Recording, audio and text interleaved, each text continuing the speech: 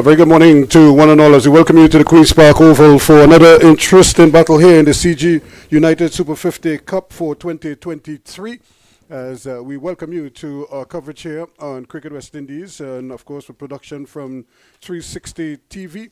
I'm Ruskin Mark working along with Video Ramphal first up as we welcome you to a bright sunny Queen's Park Oval. Probably not the brightest we've had it in recent days, but it's still nice and bright and sunny, and I could tell you it's a little bit humid as we start proceedings here. The news is that the Trinidad Tobago team, the Red Force, they won the toss, and they asked the Jamaicans to take first knock here this morning, and it really suggests that they probably want to try to get this over with as quickly as possible. I don't think, or what we have heard video from some captains, that the wicket would deteriorate. This wicket hasn't really deteriorated significantly in some of the matches we've seen here at the Oval.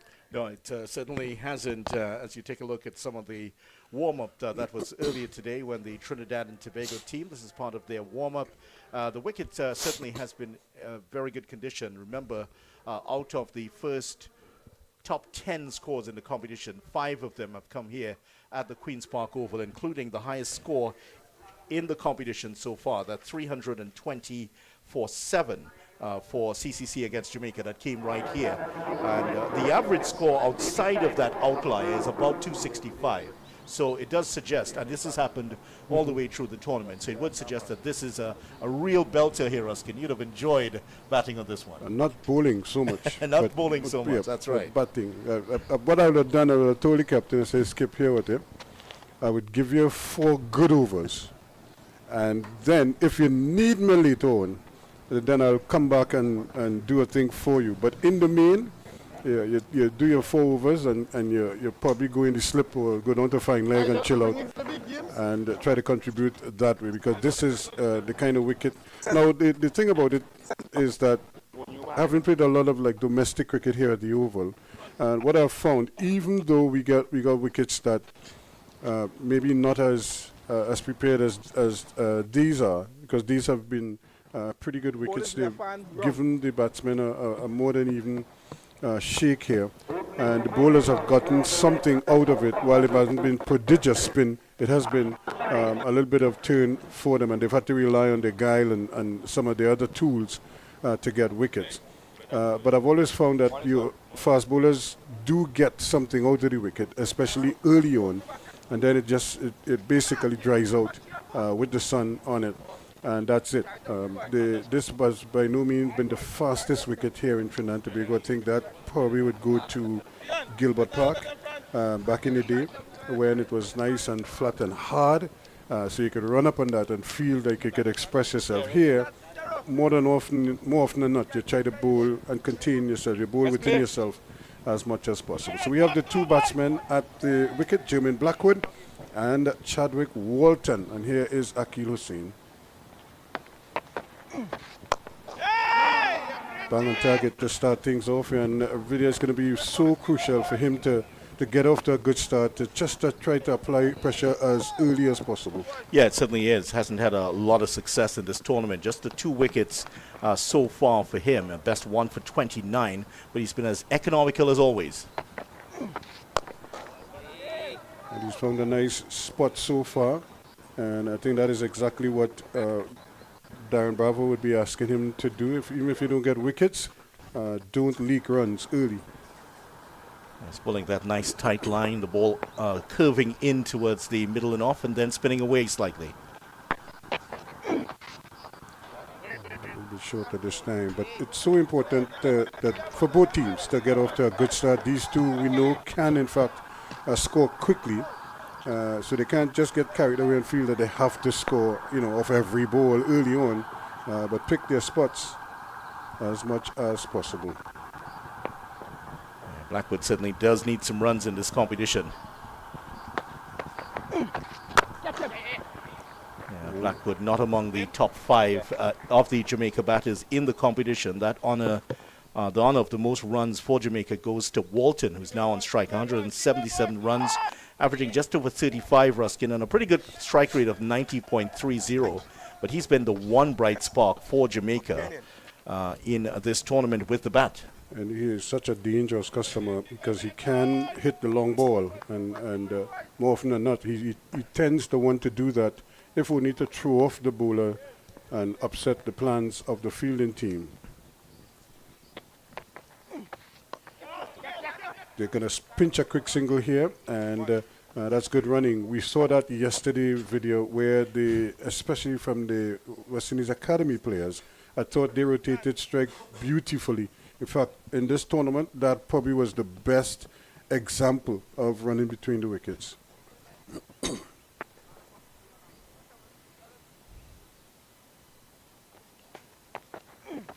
That's a close one. That could be very close to the maybe height, probably, but it certainly came back. You could see that ball curling in the air, and the bat nowhere in line with the ball. Look at the angle. The ball just came back on him. It might just be the height. And it was certainly pretty much in line there, but the height, as I say, might just be the saving grace for him. Yeah, I think you're right. I think the height, if anything, that may have just gone over the top of the leg stump, but it was very, very close. He was on the back foot. He's not the tallest of men, and that one certainly, I think, if anything, Hussein putting a lot more torque onto that one. So as a result, the Magnus effect, the ball swerving in, and that really defeated Blackwood, almost trapping him on the stumps there. So Hussein just showing that he's not just there's just not one string on the bow here. But that's that. While Shannon Gabriel is getting ready to bowl from the southern end, I was just to make the point. What you saw there is part of the, how should I say, the matriculation and the development of an Akil Hussein, having played so much cricket around the world now. You develop certain things. And Gabriel, with a real loosener there, lucky not to have been punished. Yeah, it certainly was. Gabriel back in the side. Gabriel, Carrier, and Lewis were the ones missing from the last match for Trinidad and Tobago. Well, today, Joshua De Silva, the wicketkeeper, is out. Mark Dial has also been left out, as well as Jaden Seals. And so it is Carrier in for today, Gabriel in, and the familiar figure of Nicholas Buran, who has the gloves here today, brought into the side to replace Evan Lewis, who's out injured for the rest of the tournament. What a player to bring in from off the bench. Yep. What a replacement he is. And big open spaces there. They might think of a second run. They're thinking about it, and then they decide against it at the last moment. Carrier running across and helping them to change their minds there. Yeah. It might have been risky. Would have been risky indeed. And then there was Hussein coming in. Very good fielder is Akil Hussein, a very all-round player here for Trinidad and Tobago. Jamaica themselves have made a raft of changes here. During the last game, they had left out Gordon, McCarthy, and Bulai. All three have come back in, and they have left out today Sheldon Cottrell, Fabian Allen, surprisingly out, Kirk McKenzie. We did have the suggestion that Fabian Allen may have been carrying an injury. Right. One of the previous games we saw here against West Indies Academy. He was looking like he was hobbling a bit. Didn't look quite himself. I mean, when it comes to catching, well, he was as brilliant as ever. But there was a suggestion that he was not altogether. And again, that area there is really a beehive of activity early on, because the batsmen are just dropping the ball and pinching that comfortable single there. And already you could see Gabriel probably asking the skipper to plug that gap, but he's resisted for the time being anyway. And but you know, Video, when you play at this level, you're always injured, or you're always carrying some kind of a niggle. Something is always hurting. You know, you're never fully 100%. You always have a elbow hurting, a finger hurting, the back hurting, the hamstring hurting, your toe hurting. Something's always, there's a niggle somewhere. And so you're never fully 100%. And to a credit to most of these players, they play through the pain a lot of times. Yes. And now that he's moved the player from the offside, the player that pinched the single in that very direction on the offside. So it's a real cat and mouse going on here. Well, you really do have to play through that pain barrier for so many of these sportsmen, because your future, your financial future, all of that depends, your career depends on you being on the field. The best ability is availability. Yeah, that's right. You have to be out there in order to succeed. You can't score runs from the pavilion after all. Look at good sign there, video. Look like school children coming just into in the direction of the batters looking at. There's some school kids coming in right now to watch some cricket. With a TNT flag as well. No doubt who they're supporting. And that used to be such a staple back in the day when you come to see regional cricket, Shell Shield and Guinness. You know, so the Caribbean Guinness Bear stands. Plenty action.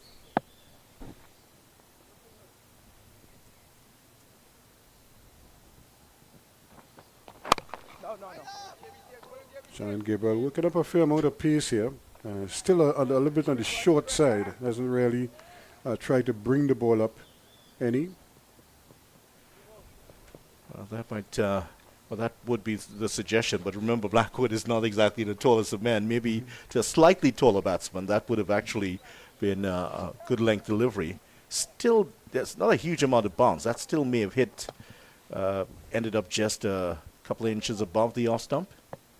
Yep, and you know, I like Blackwood's temperament. I just wish he would score more runs, but he certainly has a lot of the tools. Here they go for a quick single. This could be interesting. If he hit, he might have been out. Well. He was put there precisely for that, and Webster came flying in, and he just failed to hit the stumps. You look at it again as he went in. Would have been close. Yeah, I think he would have been comfortably in there. Chadwick Walton, who's very, very quick. Chadwick Walton, I was looking up his age because he's been around for so long. I was surprised to see that he was 38, the right-hander out of Jamaica, but still has a turn of speed, as all these Jamaicans seem to do. They're the school children there, and the national flag. And you would expect to see a couple of teachers, and they are. Yeah, I suppose it's mandatory if you're going to come out on what we call like an excursion. Yeah, it's like 15 to 1. There must be one teacher per every 15 students or so. So it's not just the students getting to see some cricket. Some teachers also, I suppose you'd volunteer for that job, video? Every day. And so it's 6 without loss at the end of the second over. And here is Akil Hussain starting a new one. Well, if you've ever worked in a school, Ruskin, and I know you know about this, there's some teachers, they call them the excursion specialists. Yeah, we volunteer for everything. Which is all part of the job, because some enjoy taking the students out. And it's a critical part, because among those 20 or so students there, one of them, at least if one of them gets fired up enough to be inspired to come back and play at a higher level, that's job done. And what it does, that's a good delivery from Hussain. What it also does is it piques their interest in the game. So even if they don't go on to be cricketers, they might be supporters of Trinidad and Tobago and West Indies cricket down the road. So they may come back with their families later on, what have you, or with their friends. Make a lime and come and watch some cricket. Again, there's another quick single. This one is well judged. Not much they could do about that. Terence Hines unable to prevent it. Well, I will tell you this, Ruskin. One of the ways that you can get fired up is that you can also be inspired to come out and do commentary. When I was a youngster, broke away from school, we came and we met you. I don't know if you remember that, yeah, but as a school child breaking away, you were young in your commentary career, but we came and we talked to you. Well, it's one of the pluses at the Oval. Good fielding to his own bowling there from Akil Hussain. And, you know, because I always tell people, you just don't know when the switch will go off in somebody's head, you know, when they might decide this is something they want to do, that they enjoy doing, and, you know, they want to continue doing it. Slightly slower delivery. That's another fine over from Hussain. At the end of it is 7 without loss after 3. Yeah, a lot of effort into that last delivery from Hussein. There was a grunt coming from Hussein, which you don't often hear, straight out of the Rafael Nadal school of grunting. Had they ever explained why a lot of athletes, you remember Monica Seles? Yes. She was the one most notorious with that. It was believed that the exhalation of breath at in playing the stroke, actually it increases the amount of power you can put into the stroke. That's the simplest explanation of it. The way a karateka would make that make sound. That sound as they hit the target. Yeah, that's as wang you as I could get there. You're not getting any more of that. Shannon Gabriel, I'm not sure if he grunts, but he certainly has that intent. That one flew away. It was wide of the slip cordon down to third man, and another boundary, or at least the first one for the morning. Yeah, there is a slip in place, but that was comfortably away from gully, and the third man is rather wide, so that one was always going to fly away for 4. A few of the interested parties here, and certainly he is ready for a day of cricket here. Yep. German Blackwood up to 8, and getting an opportunity there to free his arms and not missing out at all. Flags a little bit limp at the moment, and not as stretched out as we've seen them in the past. A suggestion it's not as breezy or windy just yet. It does pick up as the morning progresses. And a better delivery again from Shannon Gable. A little bit of inward movement from him, and certainly forcing Blackwood to do a little hop, skip, and jump. It's been a bit surprising. Shannon Gabriel, who was the top wicket taker last year, joint top wicket taker. This is his 5th match, and he hasn't taken a wicket yet in the tournament, so you just get the feeling he's still feeling his way back in here. And he hasn't been at his economical best, 6.57 for the tournament so far. He and Carrie Pear, 2 of the bowlers for TNT, who haven't taken wickets for the tournament just yet. And in Carrie's defense, he hasn't played as many matches just yet for TNT compared to Shannon. Well, 5. 5 he has played 5, yes. Well. And of course, in today for number 6 might change that stat. Hopefully. This time, she wants the single. It's just bubbled there a little bit by Hussein, but he was able to recover it quickly. And Chadwick Walton saw the danger, sent Blackwood back. Blackwood seemed keen on that single. Yeah, he certainly did. And Blackwood likes to get on with it.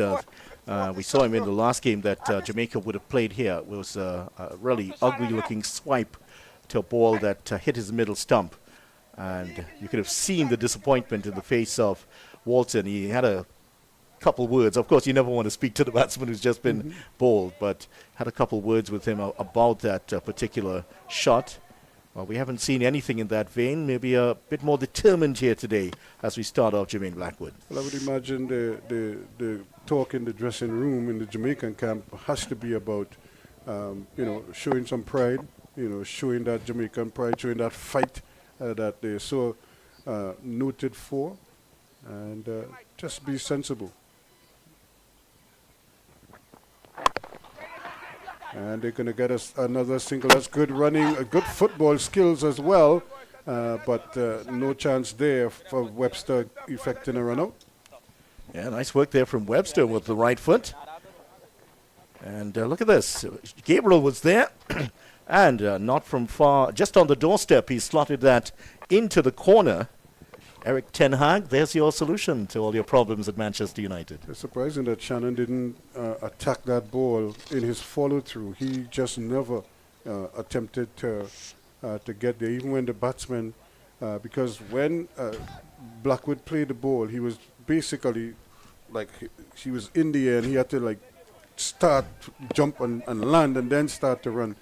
And but Gabriel never seemed interested in even trying to effect a run out there.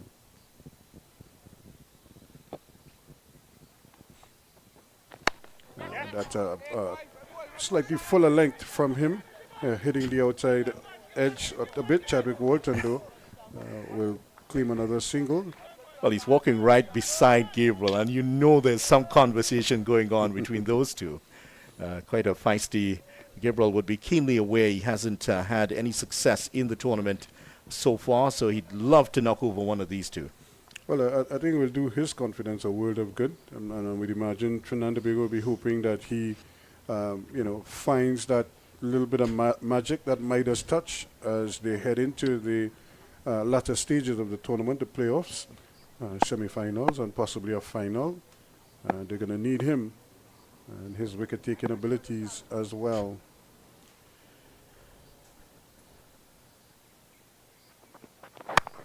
That one coming off the bat at an awkward angle there. You could just see Jermaine Blackwood trying to push it off his chest. A little bit of extra bonks there. It's the end of over number 13 without loss. He must have been happy he invested in another layer of rubber on that handle, because that one would have had a jarring effect on it. So after 4 overs, so far so good here for Jamaica. And Walton still to fire. Blackwood, these two aggressive batsmen still to fire here, just feeling their way into this match. And for Trinidad and Tobago, this is the ideal situation. You have a Jamaica team that is low on confidence, TNT at the top of the table. A win today would certainly clinch their, I don't think there's any doubt they will be in the semi-finals, but they'd certainly love to keep an unbeaten streak going into that semi-final. And this is TNT ticking all the boxes here. They have to get a great start against this Jamaica team because they're very dangerous. Despite the fact they've lost 5 in a row, they could turn up here and put in a good performance. Which is what one would anticipate with them, because the talent definitely is there. This is another peach of a delivery from Akil Hussain. The ball, you could see that ball curling in the air, coming in at the right-hander. It's a dangerous delivery to have in your armory because the batsmen are so used to it going the other way. Less side spin this time around, not quite the amount of swerve. So he's putting that previous one a lot more side spin, so you could have seen the ball swerving in, what they refer to as the Magnus effect.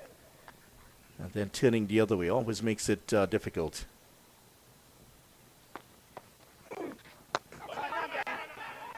And he's delivered that delivery at different speeds. The one in the previous over that had Blackwood in some trouble, that was a lot faster. This one, same amount of side spin, but a little bit less in terms of kilometers an hour coming towards the batsman. And he bowled that one late in the over. This one he bowled it very early in the over. Let's see if he goes back to it at any time. It's a good shot for no reward. Yeah, Otley is in the way, and in that familiar fisherman's hat, or is that a bucket hat? You'd call that a bucket hat? Yes. Yeah, that's a bucket hat out there. It looked like something my grandmother would wear. When she'd pull it over like the Queen, the Queen had those hats. There goes your invitation to the Otley Christmas party. Well, I hope you would invite me as a member of the royal family.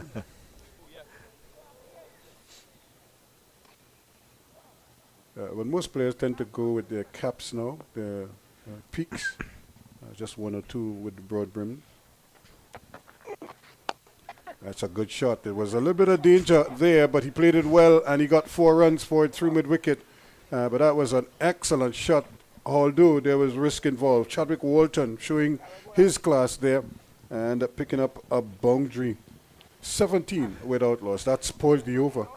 Yeah, it's a shot that they're calling the pseudo pull these days in the manner of Henrik Klassen, the outstanding South African.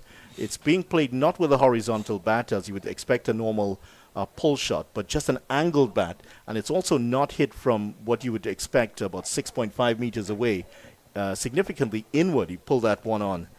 And that's the effect of what we're seeing, the game constantly evolving. Someone at the region of Klassen scores 1/3 of his runs from a shot similar to that.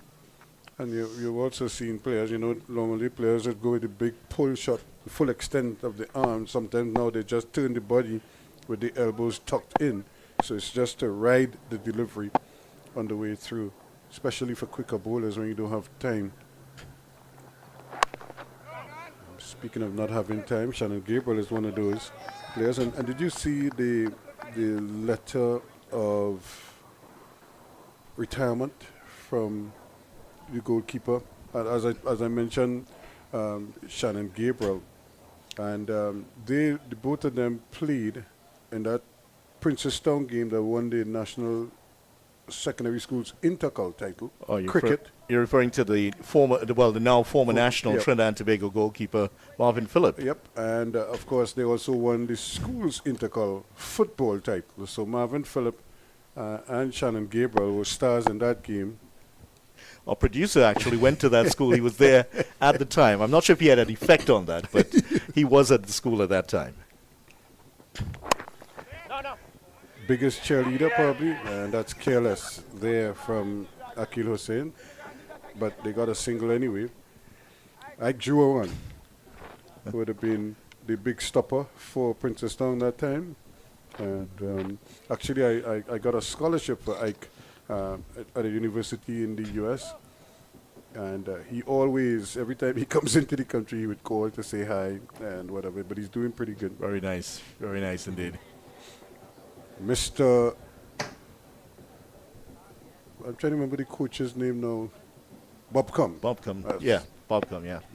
Michael Bobcom. Long-standing coach at Princestown.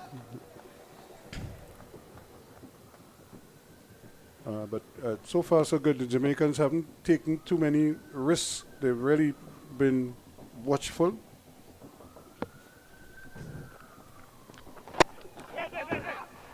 And apart from maybe a close shave with a run-out attempt or once or twice, other than that, they've been very, very good. Well, Carrie Pierre has been warming up. There you can see him limbering up here. He's been doing a lot of calisthenics. I think it's not long before we see him come in, perhaps a like-for-like change at the northern end. Yep, because already we've had, 3 overs from Akil Hussain. Yeah, so he could be, he's doing all the normal warm-ups you would expect to see from the bowler. Yep, it's all Queen's Park. It's Gabriel from Queen's Park, Hossain from Queen's Park. If Carrie Pierre comes in, it will be Carrie Pierre of Queen's Park as well.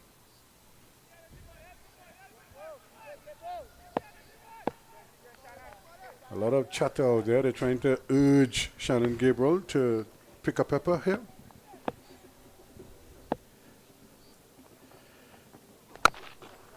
And instead, they have to now turn and chase. This is going to be a long chase, close, but not close enough. 4 runs. Good shot, well executed again. Again, no risk, really, just a full face of the bat. And he played it superbly into the gap. Yeah, superb transfer of weight there to get that ball across the line. And even though Bravo and Webster were after it, neither could get anywhere close to it. That was always going to be 4.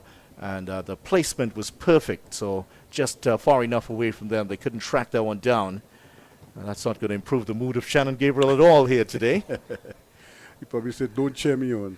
Just let me bowl. Because while they were trying to get him all pumped up, he must have been all fired up and raring to go, running hard, and then got driven superbly through the extra cover region for 4 runs. I remember John Shepard doing one of those at Lord's. It was a NatWest Trophy final I was looking at. And I will tell you the story after. Turn him up a little bit, squared him up somewhat there, Shannon Gabriel. Probably a little bit of movement off the seam. That's where if you might be hearing the drumming, that's where it's coming from. A couple of drums out there. Yeah, they didn't just come to watch cricket. They came to have a good time. They brought their drums and everything. And there's a gentleman in a TNT shirt out there. He's a physical education instructor. I know he was attached to Queen's Royal College at one time, and is a serious fan of the BP Renegades Steel Orchestra as well, but very much involved in the sport. And the youngster holding up the flag there. He's been appointed as the official flag bearer for the day. Again, they think of 2. They're going to have to hurry, though. And in the end, they decide against it. So Gabriel rushing in there, but not able to break through. At the end of the over, 6 completed is 23 without loss. Quiet start from Jamaica, but after a string of defeats, that's what you would expect here. They've gone a bit conservative. These two going along sedately, quietly, trying to build up some momentum here. Both very dangerous batsmen. And once these two play 20, 25 deliveries, it's going to be danger time. TNT need to break through. There, the drums away to the right there. Yep. Could easily see you as one of those, maybe a few years back. Well, not the drummers part. But you see this color. Is he trying to study? And the guy next to him is drumming away. He has his book open. I'm not sure he's going to get much. See, like, yeah. I'm not sure he's going to get much work done. Maybe there's a pop quiz coming up today. Okay. Who in West Indies cricket was called Atlas? That's a pop quiz. And the drum beating in his head, you know. Sri Lanka against India. 358 runs Sri Lanka require. They're 2 for 3. 2 for 3? I guess that's not... and 2 extras. It's not the kind of start you want when you're chasing such a massive total. Sri Lanka used to inflicting that start. Remember that start, Chaminda Vass, a hat-trick of the first 3 deliveries in a match? Tables have turned. Hossain continues. Still commanding respect from the batsmen. We haven't seen the rush of blood that we've seen so often from Blackwood nor from Walton. Normally they try to go over the top, but I think they recognize that there is a long off in place. Carry pairs out there. Yeah, if he tries to go over that extra cover position, you know, getting back and trying to lift it, Bravo is in a little bit closer at that extra cover position. He does have the cover point in place also. I suppose that's the area that he could try to score if he's going aerial, not straight, but over cover. Similar to that, yeah. And with Bravo in, it just narrows the angle, just makes it a little bit narrow in terms of trying to get the gap a bit narrow between the two fielders.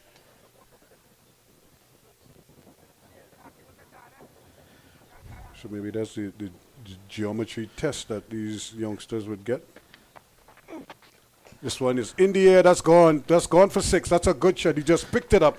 And again, not wasting any movement at all. Walton was quickly on the back foot and just hiked it over long on for 6 runs. Yeah, an economy of motion to get the maximum of effect from that shot. He got the biggest bang out of the buck there. That one's clattering into the scoreboard. And tell you what, it wasn't, let's say, the strongest swing of the bat we've ever seen from Chadwick Walton, but he hit that one really well. Good Pure extension. timing. Yep, good extension. Timed it perfectly.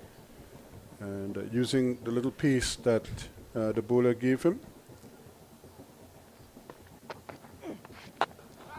And that's even better as it goes screaming towards the boundary. That's going to be 4 more. So 10 in 2 deliveries.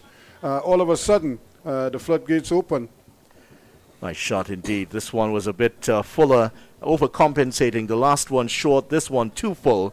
And that's elegantly just driven through the cover region for lovely boundary here. And that's exactly what Walton needed.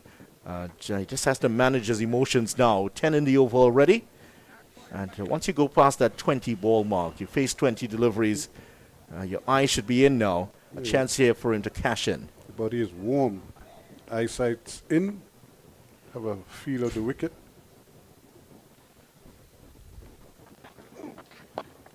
And watchful again.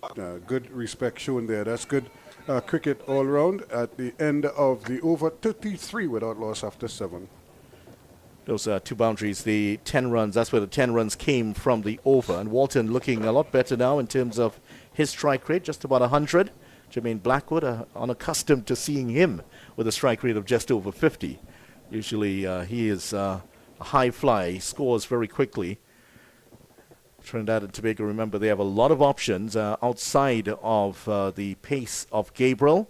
Now, they are without Jaden Seals today.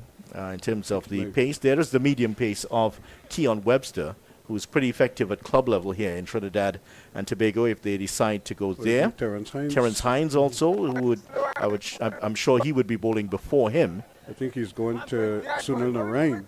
Oh. To probably just stem that flow and maybe try to break this partnership before it blossoms into something much more dangerous.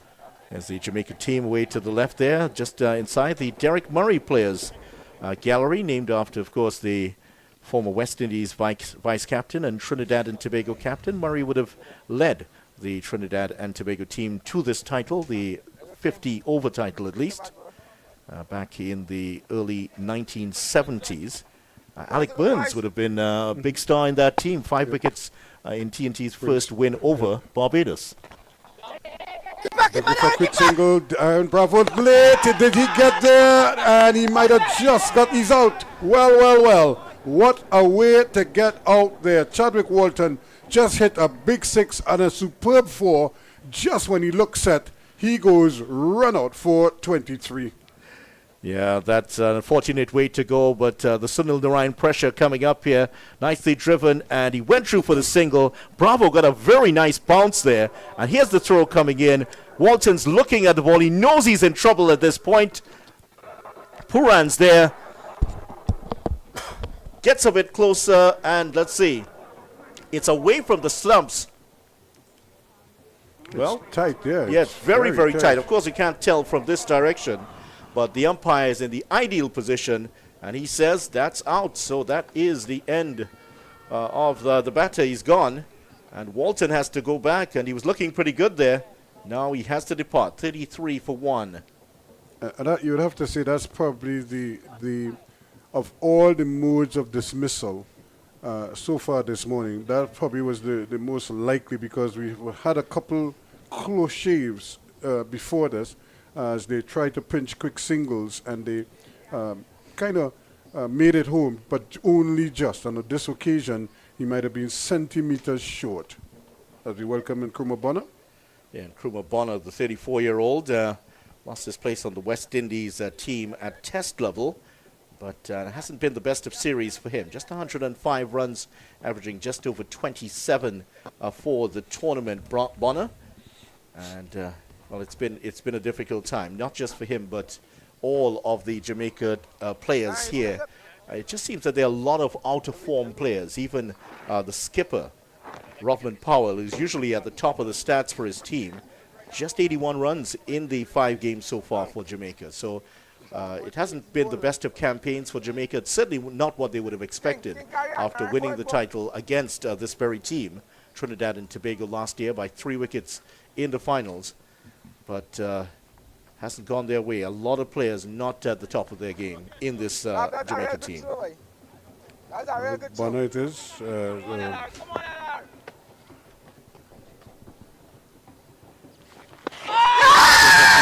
Here the appeal, Sunil didn't seem too interested in it.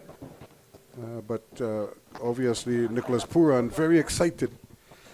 Last game Bonner played here, he got a second baller caught behind of an inside edge against the West Indies Academy.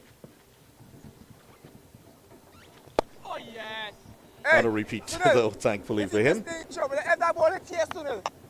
Anything in the inside part, we have a question to ask the umpire.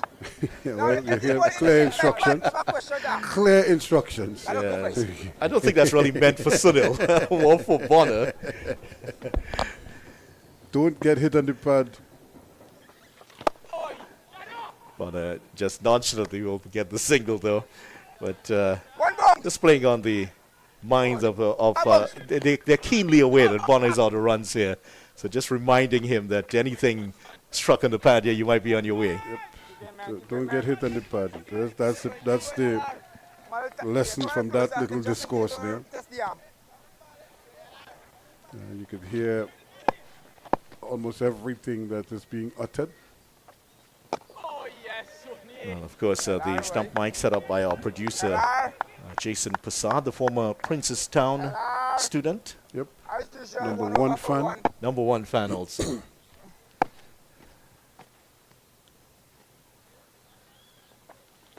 Edge, and he's gone. Well. 2 in the over, one via the run out, and the other one brilliantly caught at slip there by Akil Hussain, and that is the end of Jermaine Blackwood. He goes for 10, and all of a sudden, Jamaica, who were 33 without loss at the start of this over, now find themselves 34 for 2.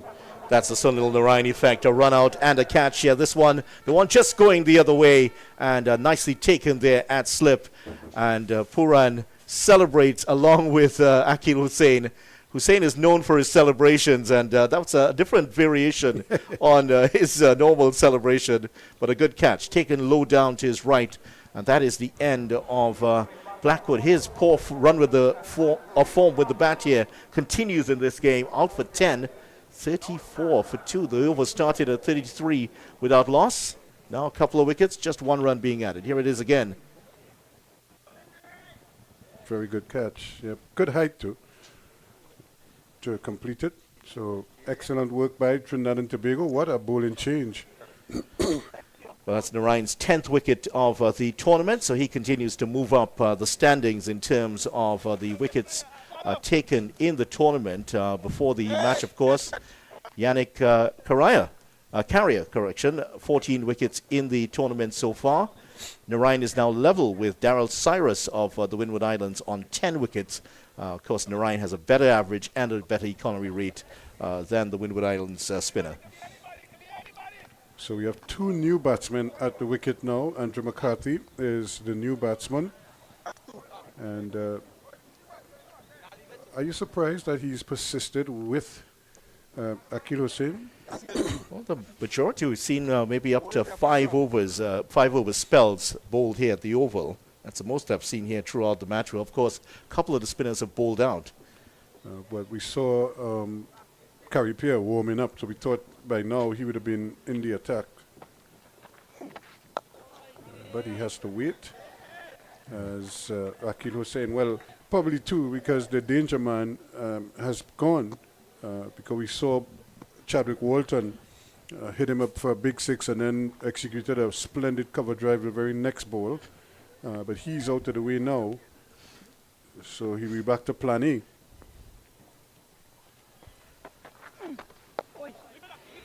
And 2 batters again at the crease who have struggled for runs. Bonner, as we mentioned, just under 27 for the tournament. As for the other man out there, Andrew McCarthy, just playing his 4th game. He's had 37 runs for the tournament before this, so he's also struggled badly with the bat. Short of runs in every which way you look at it.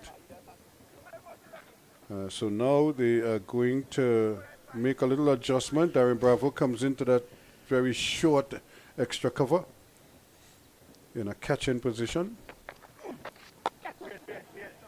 No helmet though, because that rule has been brought in. Certain distance from the bat, you need to be wearing a helmet. Might be just outside of it, if anything. Probably.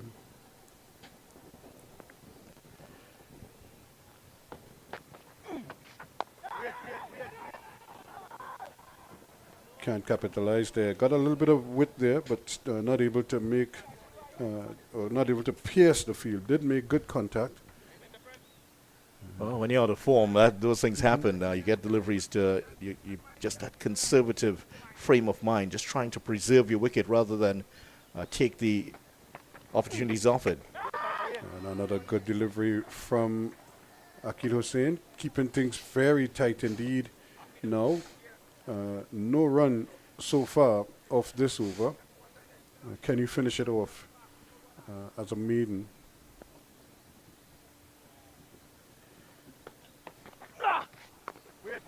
Hit hard into the ground, and so that completes the maiden. Pretty good over from Hussain as he takes his cap and walks away at the end of it. 34 for 2 after 9. After that, the excitement of that double wicket maiden, double wicket over in the last one by Narine. There's the Dos Santos stand. That's where the Dos Santos stand used to be. The Dos Santos stand named after Errol Dos Santos, the former president of Queen's Park Cricket Club, and also I think he was the assistant colonial secretary, the second highest official perhaps one of the highest officials in Trinidad and Tobago during the colonial period. So quite a powerful official. Just a tangible reminder of his influence here.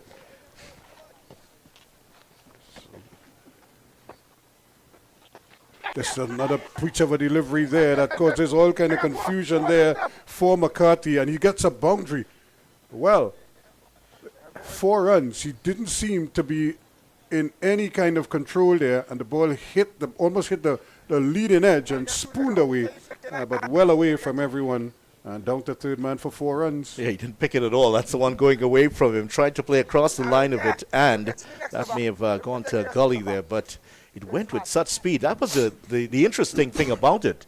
You didn't really think it had enough so much on it to go to the boundary, but that got there well before Carrier got to it. And again, Narine causing some problems here, but McCarthy didn't make good contact with the bat, but he just seemed so unsure as he came onto that front foot there. Well, the best way to play Narine is from the non-striker's end, actually. McCarthy's there at the moment, but he's very, very difficult to pick. There's another one. That one peels off the edge and goes past slip, and that too is running down to the boundary. It's not going to get there. Correa is going to pick it up, and well, that would have gone straight to a second slip or a gully there easily.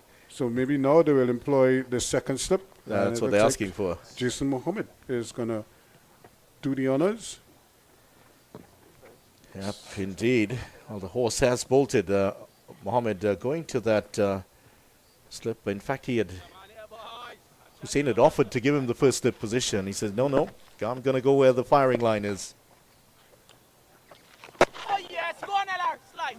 And this time he bowls the little off spinner to bring it in. And video after this over, we are going to be replaced. Well, not replaced in the Arnold Schwarzenegger sense of the word, but an Arnold Schwarzenegger type yes. figure is coming in, though. It's going to be Vinod Mamshan and our special guest Andy Payne out of Barbados. Yes, and as he's dropped it. Well. He just looking the plate on the onside again. Got turned around, and Nkrumah Bonner could so easily have perished there. That's twice now. Well, I have to say 3 times in the over.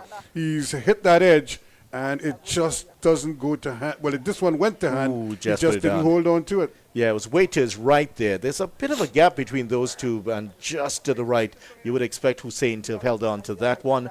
The chance grasped here, and Bonner will live to fight another day. Well, here's the thing, though. Because Akil bowls left-handed, you would think he would want to feel in second slip. So if it comes to his left, he'd be more adept at that. And this time, it's peeling off the bottom of the bat. So a real drama here for the Jamaican batsmen, both of them having problems with Sunil Narine, but they survive. And at the end of it, it's 42 for 2 after 10. And as promised, Vidya and I will take our break. The next voice you'll hear is that of Vinod Mamchan.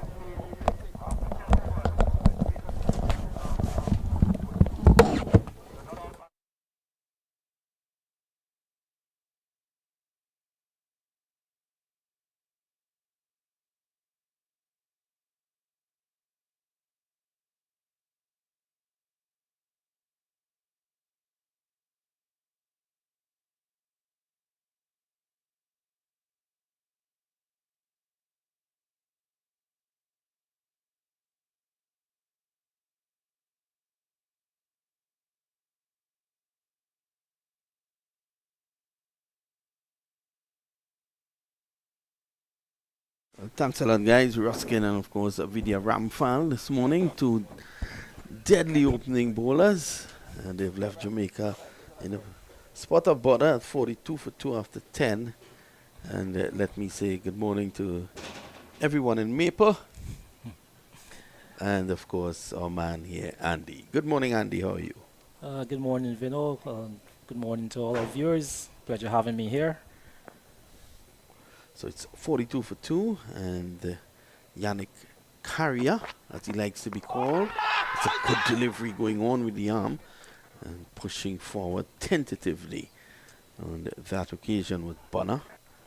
So a period of consolidation required here now. Yeah, they definitely need to consolidate, but as you've seen, Darren Bravo, he's gone to his 2 wicket takers in highest wicket takers in the tournament, that is, in Correa and Sunil Narine. So it would be much for them. You know, they've got to be really on their A game, as these is his 2 most wicket taking weapons.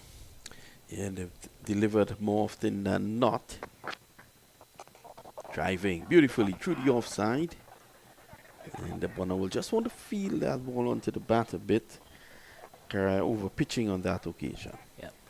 And these 2 has been strapped for runs. So here's a good opportunity. There are a lot of overs left in this innings. So they just really need to settle down, try to keep the 2 danger men out, so to speak, and try to get themselves a nice partnership here.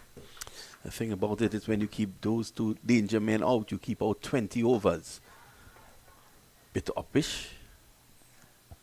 Yeah, it's 20 overs of consolidation, but I would think it would put pressure on Darren Bravo. If not getting a wicket, you would press to bring someone in and try to get a breakthrough. So the first job for these 2 would really to try to see a little bit off from these 2 and try to get a partnership going.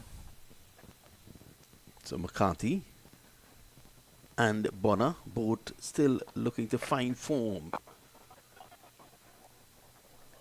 Yes, definitely been short of runs in this tournament to date. But and with that being said, 2 of the most senior batsmen, it's led to the demise of Jamaica finding themselves at the bottom of the table in this tournament. Vinod? Well, I was asking Rahman Powell at the toss whether he has been able to put his finger as to why this team is not performing.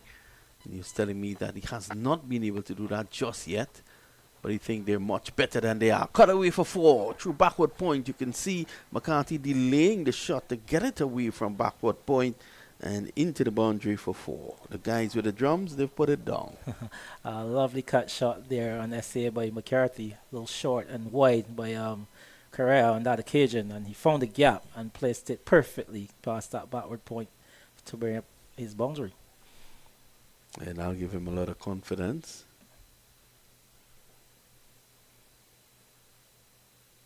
Hussein comes a bit squarer. Sammy over pitches on the legs, clipped away nicely. There's a chase on, and they should easily come back for 2. So Correa looking to attack, looking to pitch the ball up. A bit of an expensive first over in which he conceded 9 runs, and at the end of 11, Jamaica 51 for 2. Yeah, I don't think Correa was trying to spin it that hard on his first over. He's more probably trying to find his length before he can try to extract that kind of spin. But the 2 are equal to the task. He's produced that one short one outside the off stump, which McCarthy was able to cash in on and capitalize with that nice cut shot. And the others, they just kind of turned the strike around and rotated, which is the right way to be going at this stage. But with Sunil Narine, it means it will be a tough act. So they just need to really, really try to see him out. Added pressure on now with the second slip in position.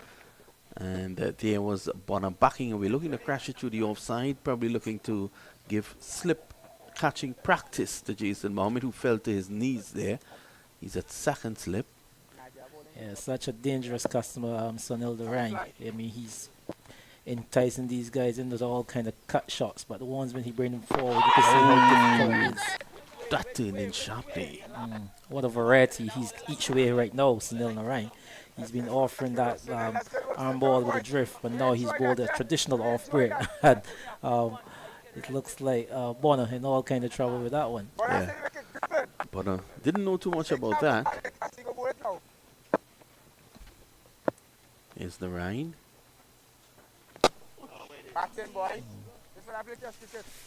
On a good line and length against Sunil Narine. But the accuracy of Narine, as we've seen throughout his career, what an impressive career he's had. And you mean he's been very economical just about every form of the game he's played, Sunil Narine.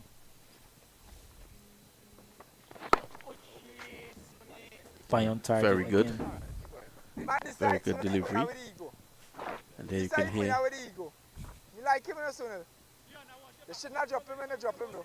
That's the only problem. You should not drop him. Some commentary there from Nick Puran. Very interesting indeed. So a bit too short. He was able to play him off the pitch, going deep. Yeah, as you can hear it through the stump mics, very chirpy from behind the stumps there. Nick Puran, really increasing the pressure coming from him on these Jamaican batsmen. Skip him, my left foot, see ya. Yeah, easy one. Oh goodness, boy. Overpitched.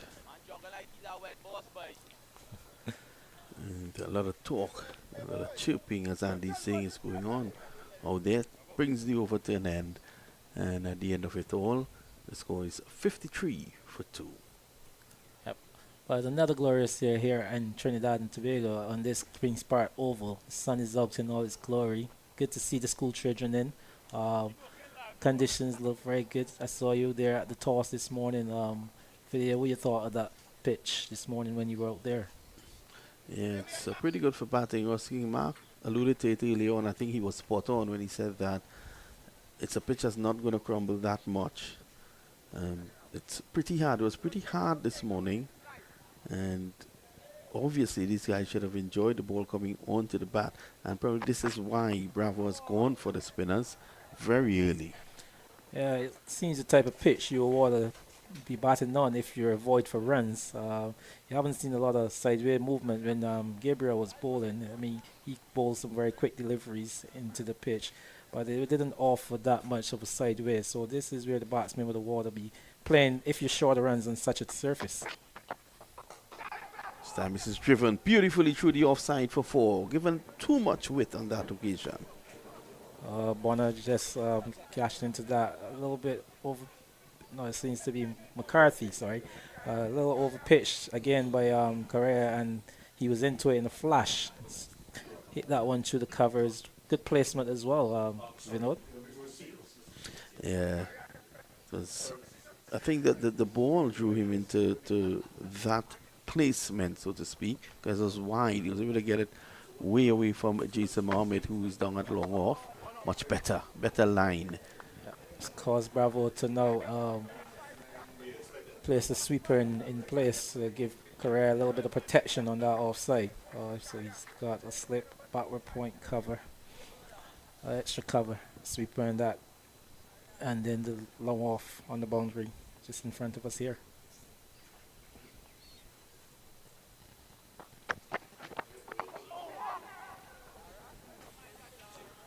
Worked away for 1.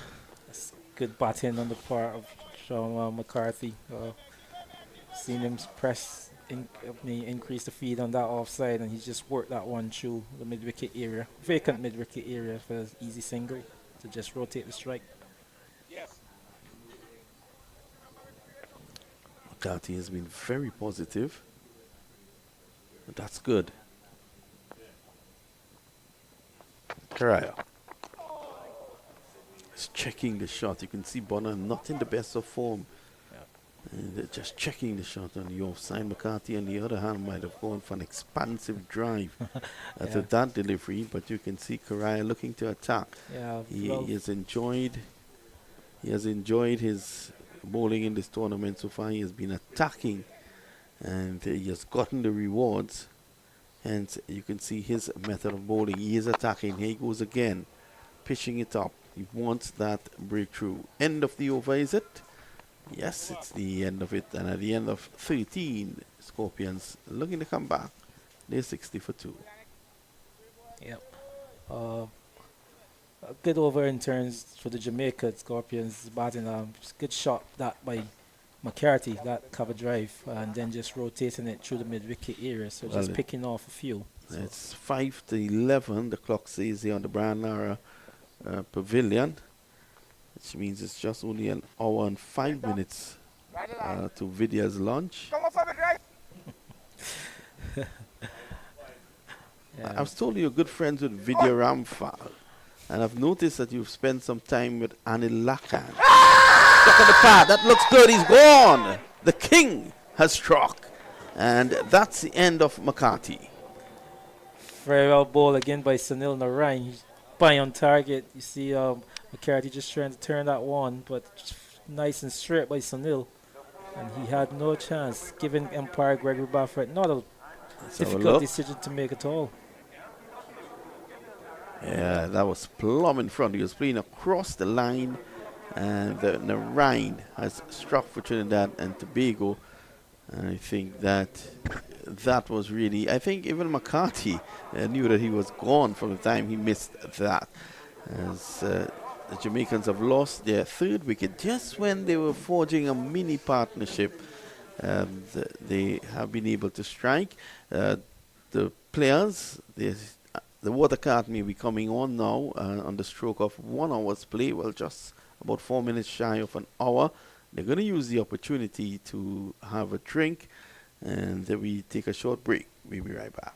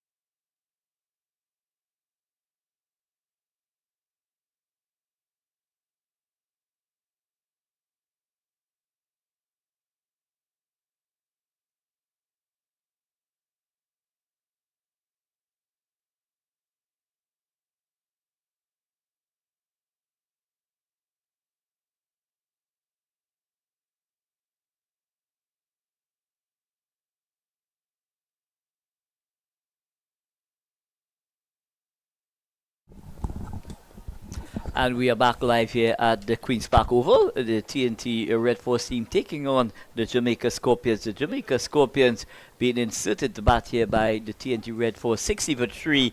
And a very entertaining hours of play to start, Andy. Good morning to you, Anil. It's very entertaining, if you want to say that. Yeah, interesting enough. Scorpions has found themselves at 60 for 3. And had, Akil Hussein and Jason Mohammed, in better stead in terms of their catching. They possibly would have been 60 for 5 at this stage. Could have been, but you saw the introduction of Sunil Narine, and from the time he was introduced, he was spot on and causing some trouble, all types of trouble. You saw that first run out, pressure being formed, and Darren Bravo effecting the great run out in that short cover area. And then you saw the other 2 wickets. We had one called that slip, and then that big spinning ball to get rid of the of McCarthy. Yeah, so the Jamaica Scorpions, they're up against it here. The king himself, ruling the roost here at the Queen's Park Oval, as we have grown accustomed to. He's such a handful as he's about to bowl his first delivery to the Scorpions captain, Rodman Powell, who's made his way to the crease. Yeah, Rothman Powell, he has echoed the sentiments that, he's not happy at all with the performance of this Jamaica Scorpions team. And, today possibly might just be the day that they want to put it right, Andy. Yeah, and like I said, conditions here seems to favor good batting. The pitch is a good one. Bounce is even. The outfield is fast, so you want to really capitalize here.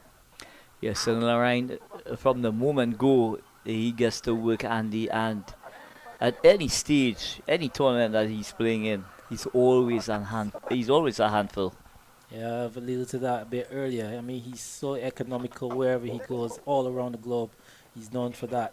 And you can see why. He just puts the ball in very good areas. He's consistent with his links. So it makes a lot of scoring difficult for batsmen. Well, it has been the hallmark of his career, his entire career, if I may say so, Andy. His level of consistency is always at it. And someone who have had to remodel his action on more than one occasion is really remarkable for this man, Sunil Narine, to always come back very strong indeed, whenever the chips are down.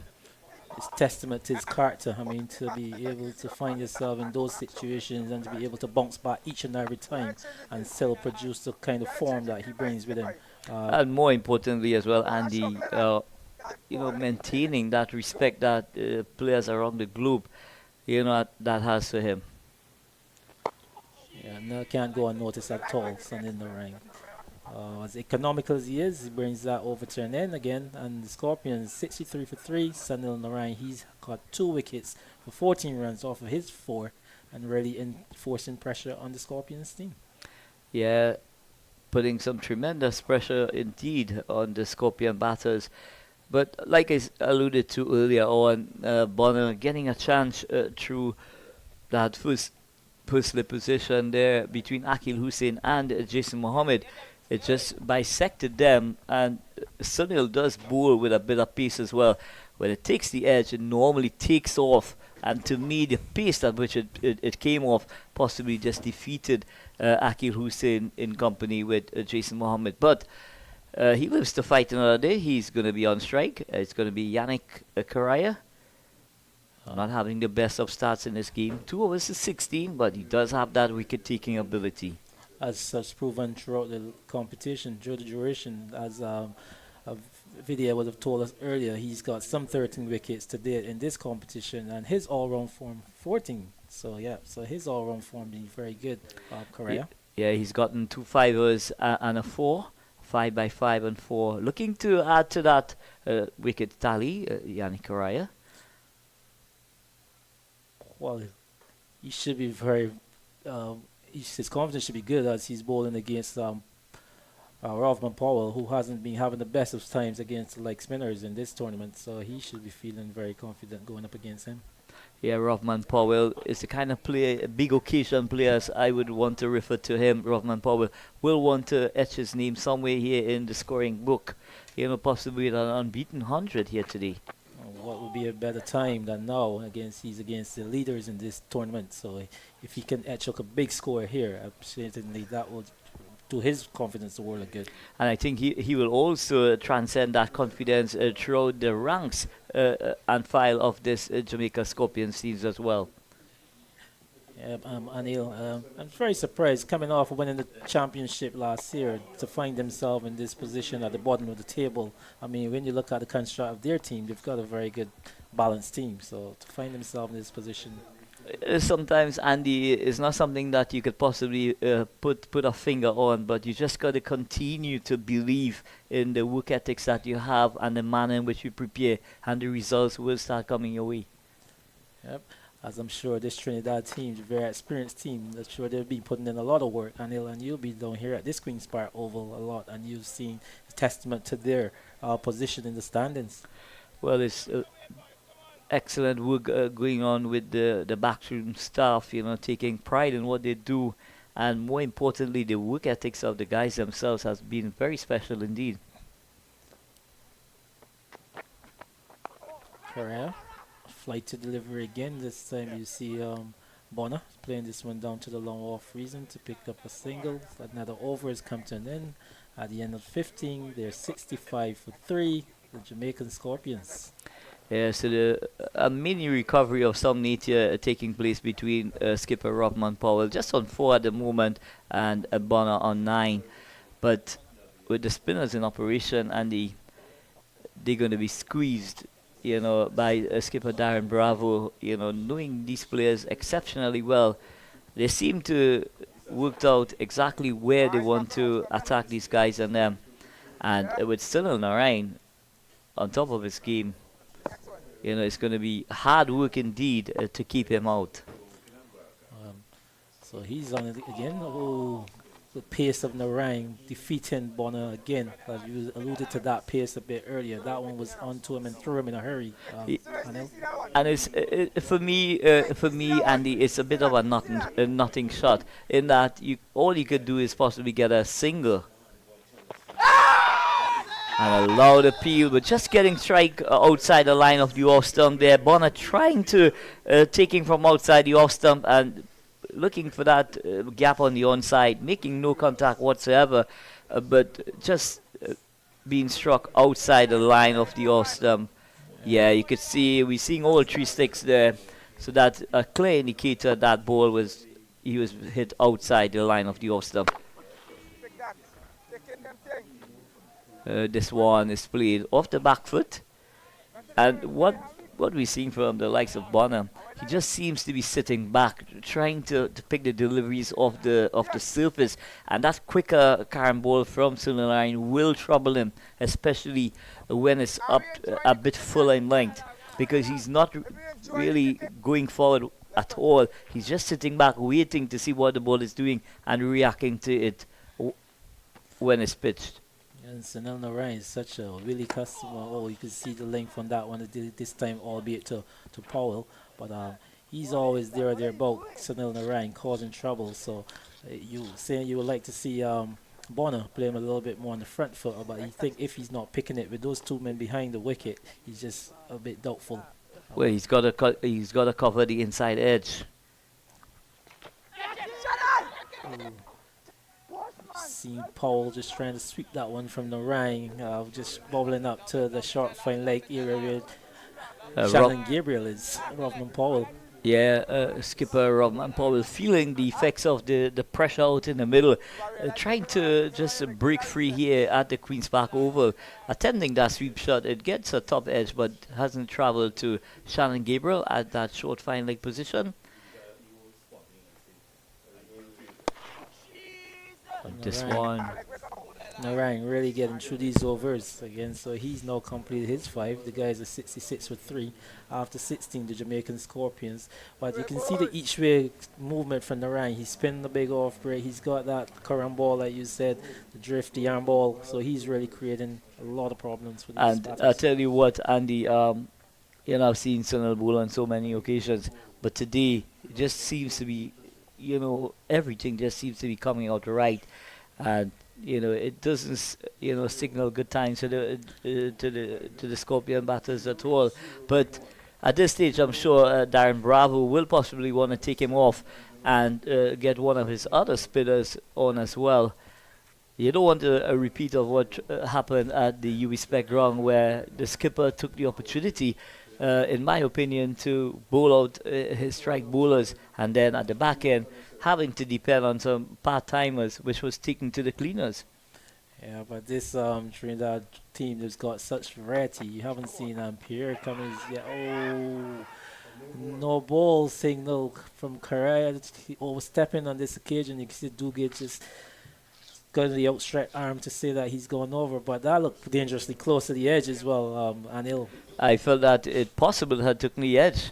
So Yannick Correa, overstepping, and there's no excuse, Andy, for spinner just about 7-8 steps going over that front line. There's absolutely no excuse whatsoever. To me, that's indiscipline at the highest level, especially when at this format, you're going to pay the ultimate price. As a free hit will be coming up, and I think you mean when you said the ultimate price, it's like a real free shot coming up for the batsman. So let's see what he does there. And now he's bowled that one wide, so he's still got to bowl it over. Yeah, so whenever there's a free hit on offer, whether it's a no ball, a wide, The bowler will have to reload that delivery. So Yannick Correa under a bit of pressure here now, having to defend this free hit. I'm sure Bonner should be licking his chops, trying to get a score as he is here. Ooh, he's beaten on the outside with a free hit. Didn't make any contact with that one. Yeah, so nicely flighted leg spinner there from Yannick Correa, going past the edge of Bonner's bat. But one can expect to see Bonner taking, looking to really be positive. There's absolutely no danger in trying to express yourself when there's a free hit on offer. Yeah, so it's just showing the lack of form he's really been in, because his confidence is so down that even with a free hit, he didn't show that kind of expression like, I'm here.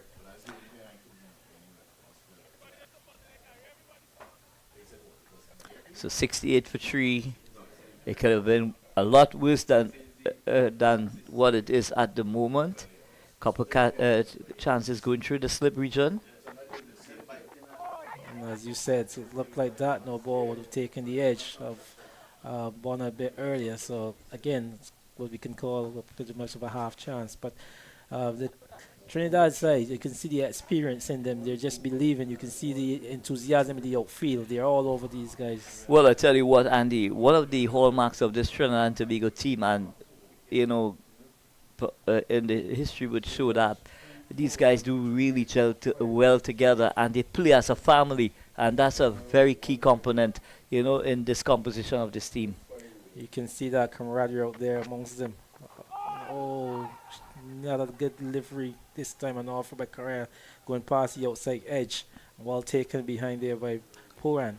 Yeah, Puran just having a gentle inquiry from the umpire, but he got the answer by with the umpire indicating two more balls available in this over. Yeah, but as you can imagine, the inclusion of Nicholas Puran at this tournament at this time, Anil, what a big inclusion. Well, first of all, I honestly feel very sorry for the likes of Evan Lewis, making a comeback to this TNT team, but unfortunately having to sit out the rest of the tournament due to a hamstring injury. But what a replacement to have, in terms of Nicholas Puran and what he brings, to the cricket as well. Yeah. I mean, Trinidad to include him at this stage of the tournament now. What a big inclusion, as I said. A man who's the dangers that he can cause, as we've seen again all around the globe. So another over has come to an end. Anil is going to depart. Vinod is going to come back into the box. But at the end of 17, they're 68 for 3. The Jamaica Scorpions.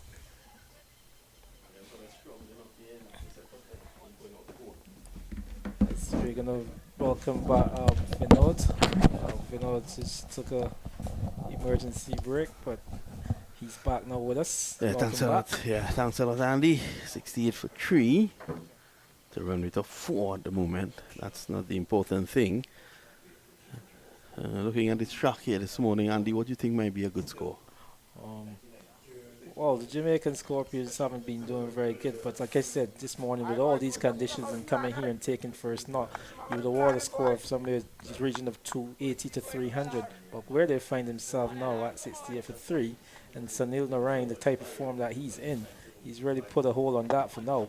So this first thing here will be for a partnership to try to get it up to anything over 100, this two.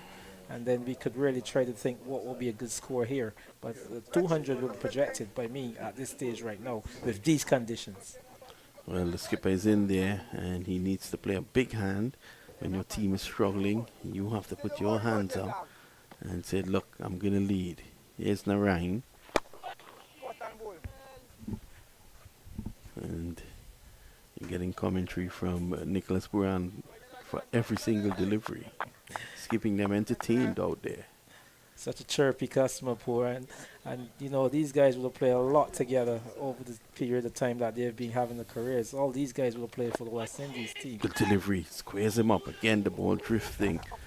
I've noticed that the umpire with the bowlers these days, they normally take the pan of paint from the groundsman, and they put their mark. What I've noticed is the umpire has put his mark as well. Here's Narine. Oh, that's a brilliant delivery. And Powell really doesn't know too much about that. He continues to get this ball to drift away from the right-hander. Peaches of delivery again by Sunil Narine. You've seen that one pitch just about off and carrying further away. It's just narrowly beating the edge, and you can see how Puran and Hussein behind the stumps, they're really into it.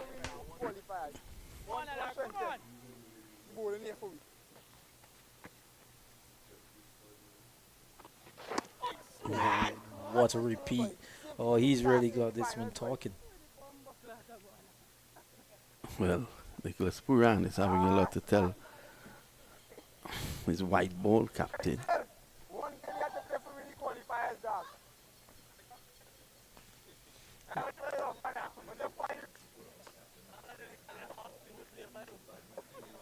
Well, Powell has seen the funny side of it. He's Powell and Puran, they're good friends. You always see them off the field together.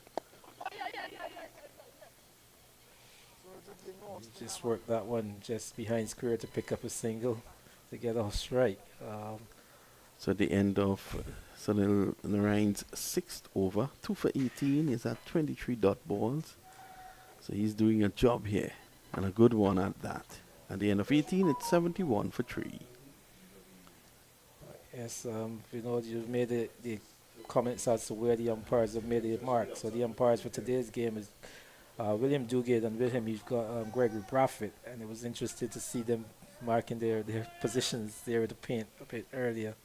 But it seems like it's going to be Correa who's going to continue with some 18 gone, and these two, they've been bowling together in tandem for some while, but you would soon think that it would be time for the likes of someone like Kerry Pierre to be coming into the attack. Well, these two, they bowl well in tandem, and they know that if they can get that further breakthrough now, that could mean serious problems for Jamaica. He finds the edge, and it's running away down to third man. Good effort by Hussein, but the mere fact that he's on the turf allows the third run. Slow turn though from Garay on that occasion, not carrying. Yeah, and I'd be inclined if it was Bravo to try to get someone else in that area. As you can see, Puran now trying to probably ask for that support for Correa, especially bowling to someone like Powell, who we said we found it difficult in this tournament to be really negotiating the leg spin.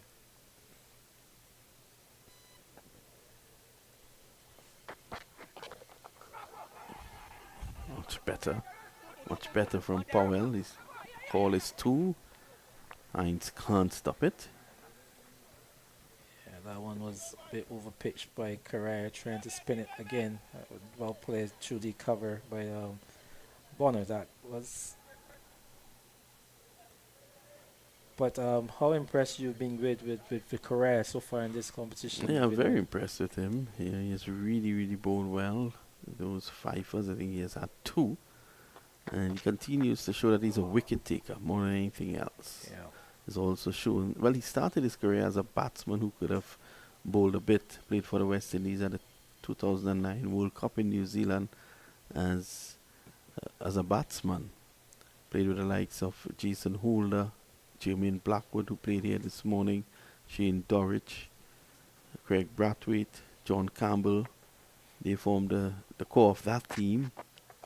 Team, of course, was skippered by Andrew Creary from Jamaica. Haven't heard about him since. And he has transformed nicely into a bowler who can bat. So he has flipped the script, so to speak. Yep. And you just called a name there. You know, you alluded to Maple in Barbados a bit earlier. And John Campbell, who's a Jamaican here, he would have played straight up Maple in Barbados as well.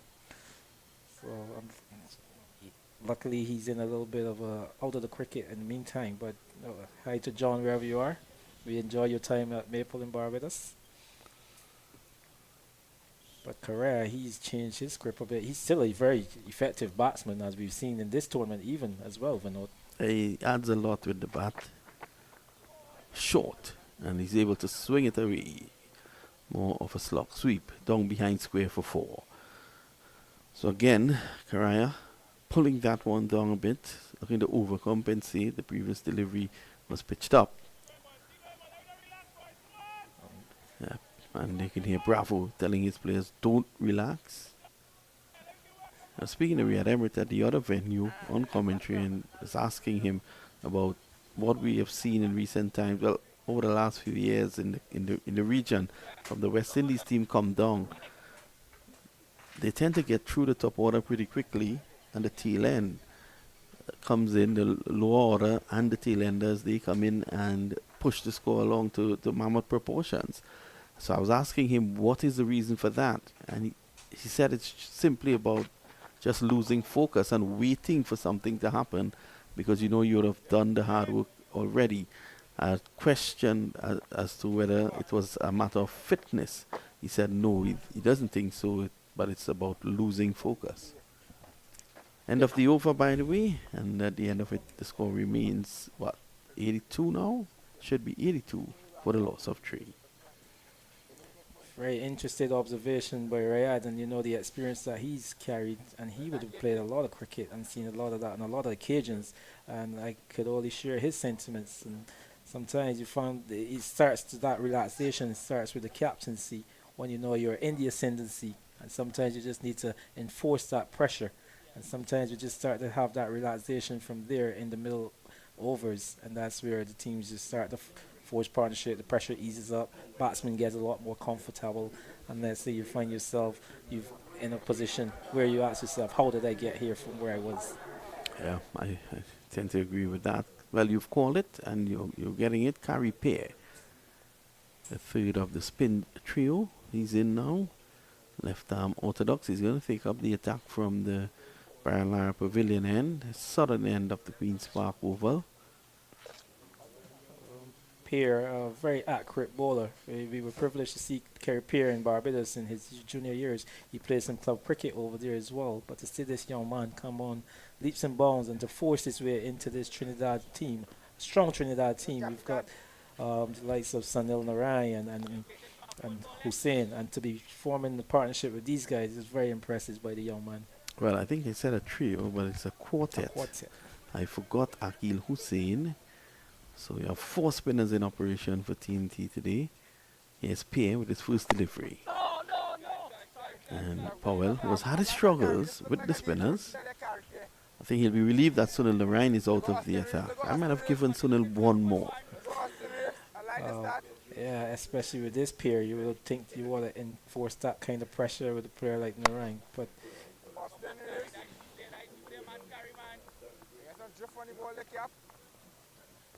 Pierre, as we said, his accuracy is always there. He's ball accurate in every competition you've pretty much seen.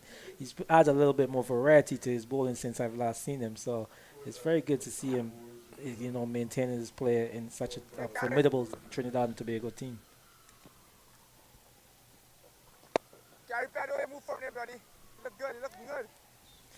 As you can hear, Puram through a stop Mike continue to tell him he's accurate, he's on spot. He likes what he's doing in his first 3 delivery he's bowled. And Carrera, I'm sure, Pierre, just a bit short on that occasion, but he knows his role right here, right now, is to just add that support and form that type of pressure on these two. Yeah, I want to agree with that. He needs to just come and hit the spot. The others were right on spot, and you don't want to release that pressure. He doesn't want to be the guy who releases the pressure here, and you have to be accurate when a guy like Powell is around. He may be out of sorts, but if he gets going here, he can do some serious damage. Yeah, very dangerous customer, Paul. Again, I've seen him at the university in Barbados, and his play was very, very destructive. He's hit loads of balls and long balls, but it seems to be the end of my set here after some 20 overs. Yep. So at the end of 20, it's 84 for 3. We take a short break. When we come back, we will be joined by Ruskin Mark, and with him will be Anil Lakan.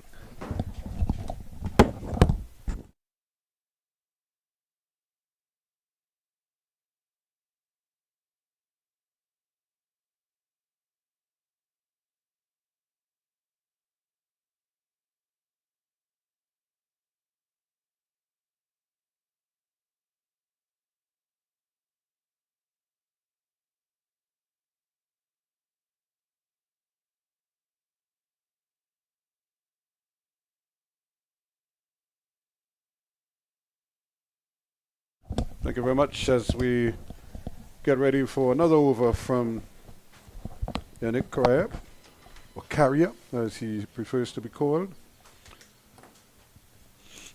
Hasn't picked a pepper just yet. 84 for 3. And getting some turn as well.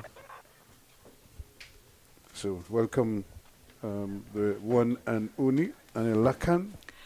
Yeah, pleasant good morning to you, Ruskin. Pleasant good morning to all our viewers and listeners wherever you may be. It's the CG Insurance 50 over tournament playing right here in Trinidad and Tobago.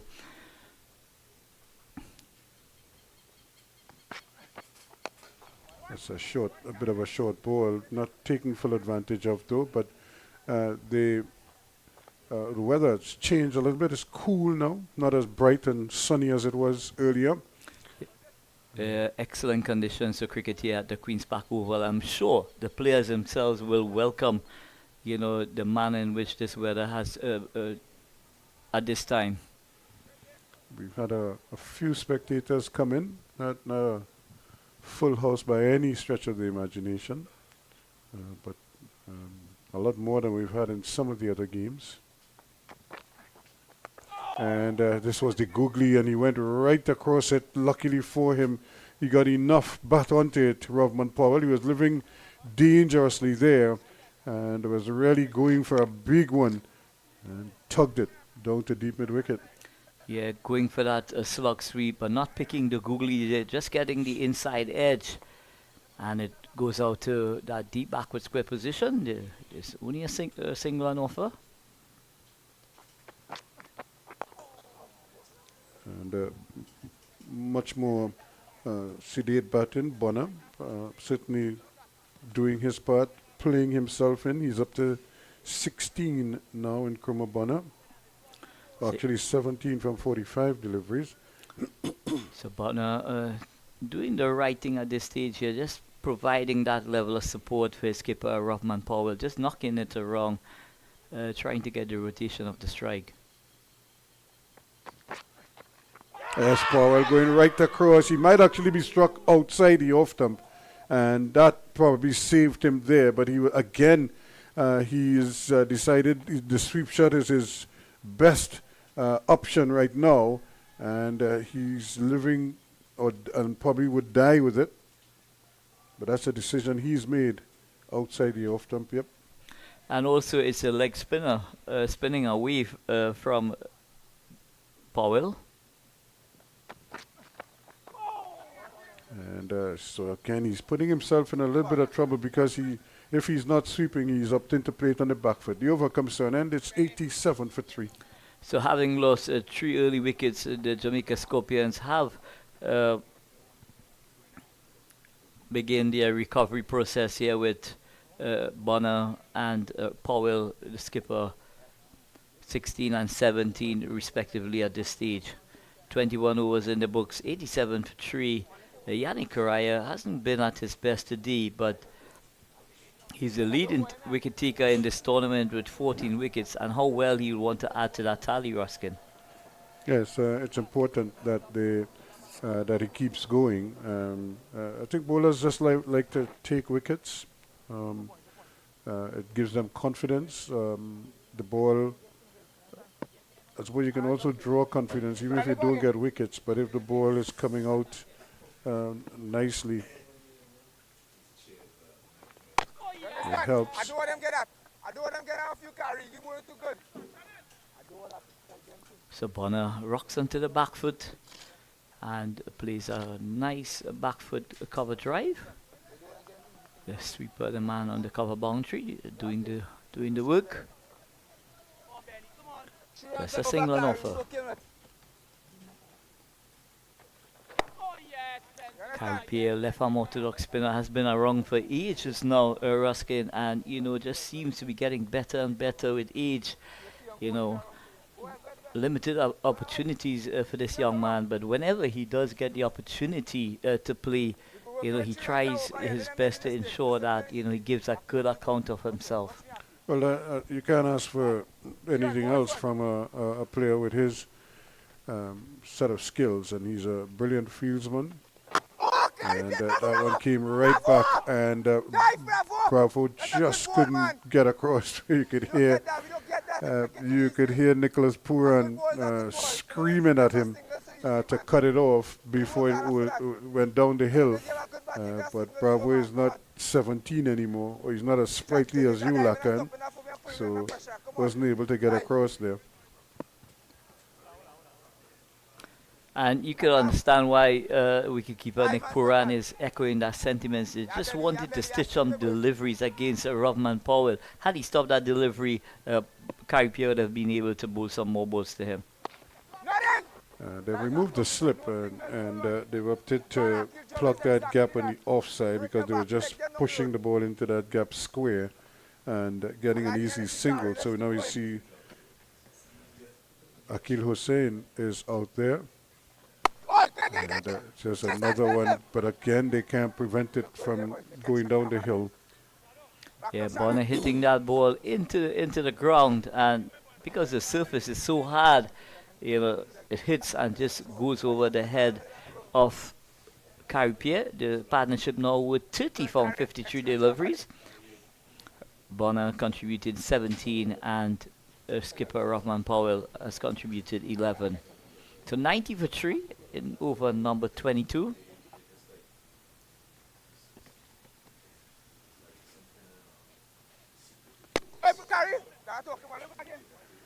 So the end of a pretty good over from Carey Pierre. At the end of it, just 3 runs conceded. It's 90 for 3. 22 overs bowled. So Narine 2 for 18 from 6 overs. Shannon Gabriel none for 16 from 3, and Akil Hussain none for 15. We see another bunch of school children coming in. We have one on the extreme right of that main stand, Caribbean stand, and then to the extreme left and at the bottom rung we have another group of school kids, school children who have taken the opportunity to come in and watch some cricket, and I'm sure they won't be disappointed. Carrier gets ready to start a new over. So Bravo continuing with his main wicket taker in the tournament thus far, Yannick Correa. Bowls his leg breaks and googlies. Having a good tournament thus far, 14 wickets in the piece thus far, Ruskin.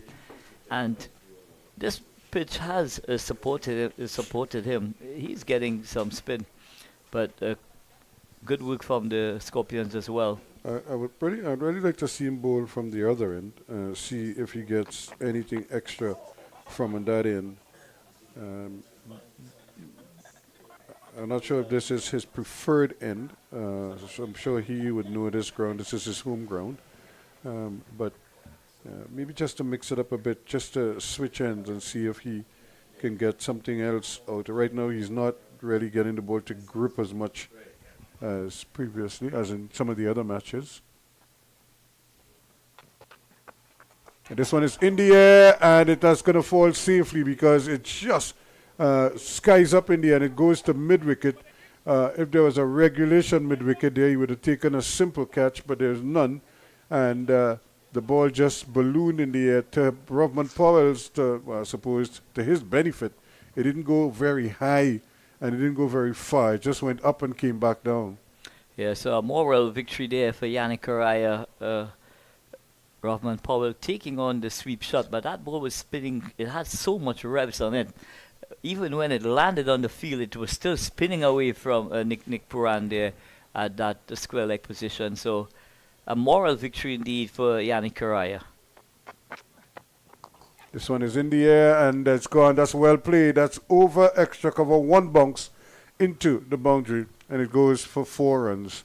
So a little bit of a release there for the Jamaicans. They haven't had too many boundaries lately, but that one will feel good, will make them feel a lot better. 96 now for 3. With an offer for Bonner there, and he just extended that left leg, hit through the line of the ball, get under, and just loft that ball just millimeters inside that cover boundary. So the score moves up by 4. It's 96 for 3. That takes Bonner to 24. And not for 41 now for Carrier. He just hasn't really been able to trouble the batsman as much as he would have liked. But we do expect the leg spinner to be a bit expensive because they give you that attacking option, with some flight. They're going to impart some revs as well. And it's possible that they're going to go around the park, but they are wicket takers indeed. And this time, Powell is very watchful as the over comes to an end. It's a 97 for 3 now, 23 completed. So we just about a halfway stage. TNT Red Force team continues to put the skids on the scoring here at the Queen's Park Oval. But ominous signs indeed for Darren Bravo, with both Bonner and Powell now really settling in. And they're getting to the stage now, Ruskin, where they're both in. But for a Jamaica Scorpions point of view, both of these batters will need to carry on for a very long time indeed. Well, it's what kind of like what is expected of them, or any batsman who has been, one has with 51 deliveries, the other one 30, and you certainly hope that they will recognize that they are the ones that the team is depending on right now to give them some kind of a score, some kind of a total, so the bowlers can work with. Well, they haven't done as well as they would have liked in this tournament. Coming into this tournament as winners of this tournament last year, Ruskin. I'm sure that skipper Rahman Powell and the entire group will want, to play for pride finishing this tournament. And this one is officially and just away from the man at that point, because he's been put there to try to cut out that ball going through that gap. But on that occasion, it was placed far enough away. Nkrumah Bonner living dangerously there, trying to cut a delivery, and it pushed it wide. That brings up the 100 for the Jamaicans, 100 for 3 after 23 overs and 3 deliveries. Okay, Carry Pair. Not bad, Carry Pair. I love the job you're doing, your cap. Tian Webster, the man patrolling that We're not getting tired, right? cover boundary there. Very good in the field indeed, is Tian Webster. Shadow. Excellent shadow. I love the And attitude. a good opportunity there, good effort in the field, just to prevent the ball from going down the hill. Yeah, excellent commitment there from Jason Mohammed. Jason Mohammed, doing some tremendous work at cover point. Nothing. Bowlers. There's another chance at a quick single. They'll get it too, because again, it's the left-hander trying to run to his right to intercept that ball, and they're able to do it. So 101 for 3 now after 24 overs, with Rahman Powell on 20 and Nkrumah Bonner on 27. So 5 bowlers used thus far by skipper Darren Bravo. 4 spinners in operation, including the king himself, Narine. Carey Pierre coming on and doing an excellent job thus far. 3 overs for 9 runs and keeping the scoring rate at a premium. But what's important now for Darren Bravo, he will want to try and pry out a wicket here. This partnership now just on the verge of 40 runs. He will not want it to continue for any extended period of time. And we're going to see a bowling change. It's going to be it seems like Terence Hines is going to be given his first opportunity from the Jerry Gomez media center end. Didn't have the best of outings in the last game. Ruskin, he was carted to all over the Queen's Park Oval. And I'm sure Terence Hines, somebody who's got a big heart indeed, and someone who thrives on the big occasion, will want to come back here strongly and set the records right. Well, it's an opportunity for him to certainly change the narrative, so to speak.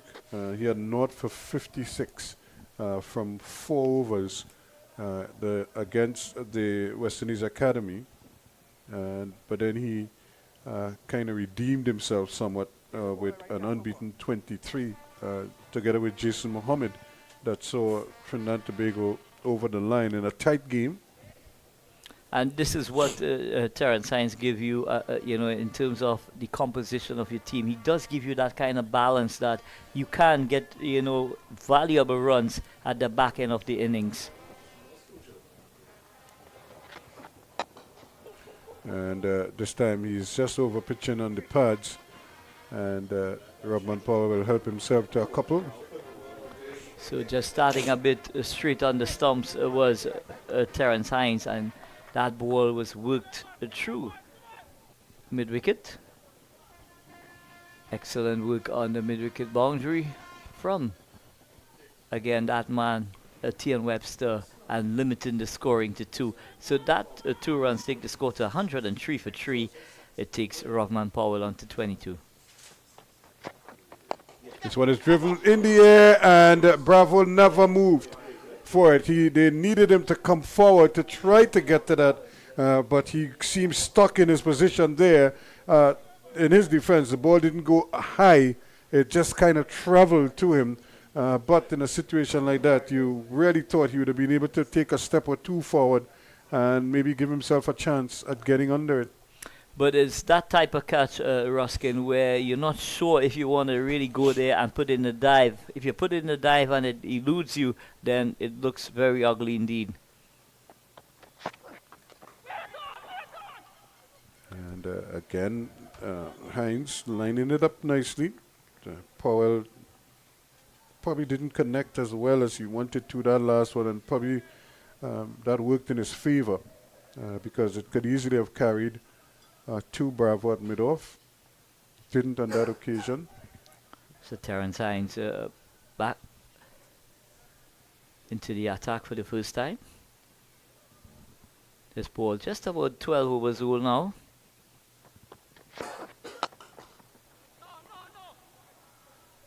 And it's so important for Hines and his confidence to come here and do a job for Darren Bravo. So the scoring rate just hovering around that 4-run mark, which is excellent at this stage of the innings. But what's required now for the TNT Red Force, they would want Terrence Hines to get a wicket here and break up this partnership.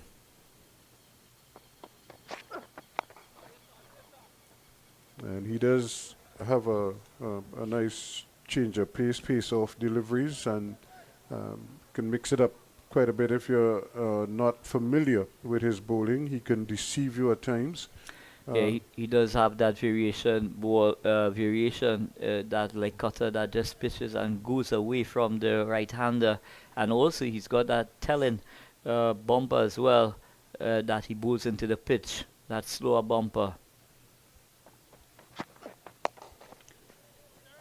And pace on this time, but not able to get it past Powell's big broad bat. He picks up another single, and he goes to 23 now, 27 to 1. It's 104 for 3 after 25. So if we were to double the score, the Jamaica Scorpions team, will get to anywhere around that 210 mark. But with both these players, any one of these players have the opportunity to go on and bat possibly another 15 overs or more. I'm sure that we're seeing the sprinkling of supporters here at the Queen's Park Oval, lending valuable support to the TNT Red Force team. Well, they obviously want to see their local players and also to see some of the international stars on the Jamaica team. You have a number of West Indian players included in the Jamaica team as well. Yeah, Rahman Powell, the captain of the West Indies T20 team. So we do have, some of the best players from the region participating here today. And then you've included Nicholas Puran in the Trinidad Tobago team. So that will attract some folks as well. And then we also have, like I said, it's nice and cool, and here's the reason why. Because we do have a bit of cloud cover, some ominous clouds in the distance, Oh, carry pay, that's excellent, Captain. and but we're keeping our fingers crossed. Yeah, very ominous signs indeed to that flour mill, where the flour mill is. Keep it in it, boys, keep it in it. You ain't saying nothing, you ain't saying So nothing, you the, ain't saying the nothing, you ain't saying nimbus cloud, if I'm quote my good friend Colin Croft. nothing. And Narine unable to stop it from going down the hill. And the thing about it, though, is that we've had rain here at the Oval, but it came from some unusual directions. Normally we expect it to come from the east. Sometimes it comes from behind us. And that is, it's almost like, because the one time it's like they caught the ground staff unaware, because nobody expected it to come from that direction, and all of a sudden we had this little downpour, and everybody was like frantically trying to get cover zone. But this Queen's Park overs ground staff did too get it right 9 out of 10 times here, Ruskin. Well, they're very experienced. They know what they're doing. They have a method that they use to, I suppose in most grounds anywhere in the world, you would have a plan as to how you're going to effect the covering of pitches and the areas, the danger areas close to the wickets. But this is a good over coming to an end here from Carey Pier. Just a couple of runs coming off of it, just 2 to be exact, 106 for 3 at the end of 26. So this pair of Bonner and skipper Rahman Powell continues to keep the Jamaica Scorpions in this contest. Much will depend on both of these batters, if not one of these guys, to go really big in this innings, Ruskin. They have an opportunity. It's a good batting surface. You still have 25 overs, and so if you think in terms of batting for another 20 of those 25 overs, you want to believe you could get a good score, and that's how I think they need to look at it. Now they're at the halfway stage, so I'm sure they'll do an assessment as to where they are and where they want to be going forward.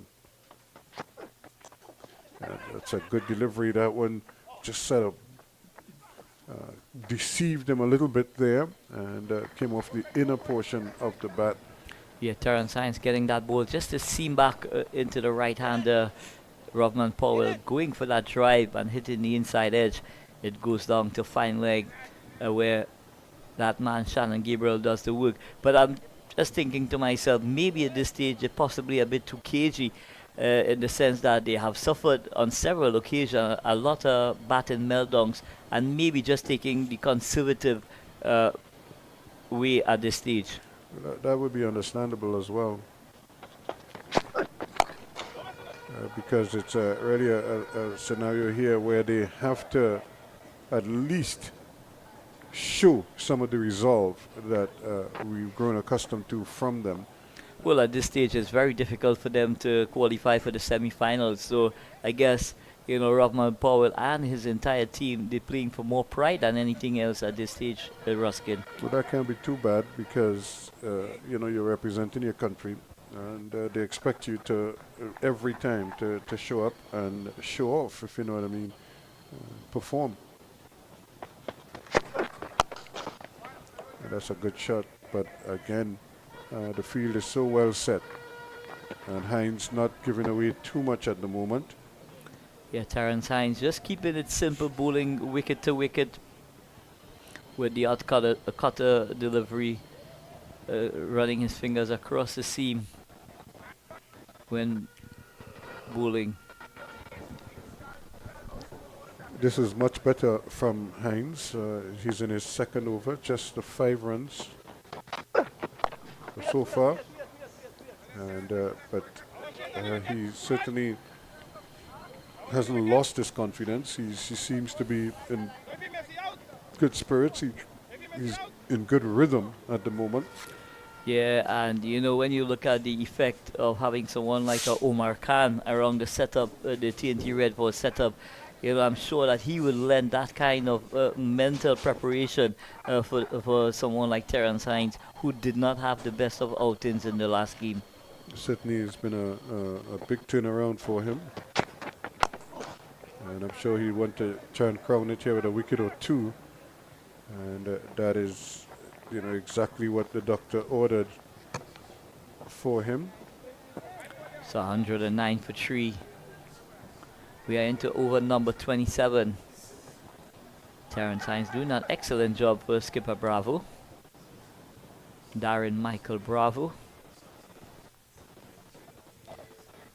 I know earlier Vinod was making the point he thought it was minutes to 11, but it's now minutes to 11. It was actually minutes to 10 when he was making his reference. We were still in the first hour of play. We're in the second hour now.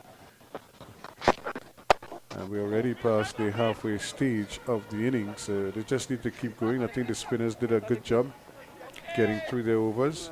So and Hines is doing a similar thing here now. It's the end of the over. It's 110 for 3 after 27. So the 50-50 run partnership comes up between Bonner and skipper Ramon Powell. And at this stage, Jamaica Scorpions 110 for 3 after 27 overs. We're going to have a Blue Waters break, and we're going to be right back when the action resumes.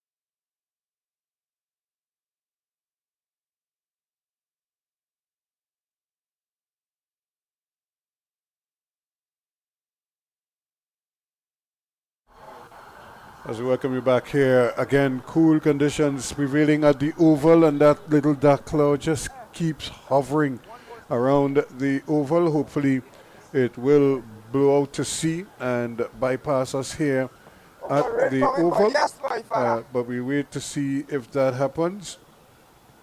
And right now the Jamaicans though may think that they need to get a move on here. It's 110 for 3 after 27 overs, so they obviously must be looking at keeping one eye on the weather, but then you can't control the weather, so they just need to play what is in front of them.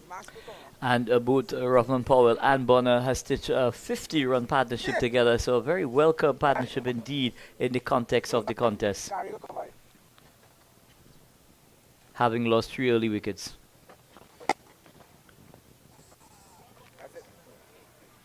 So it's a bit of a repair job, but at the same time now it's about posting a total, and 110 certainly is good, but they would probably want to double that and more when it's all said and done.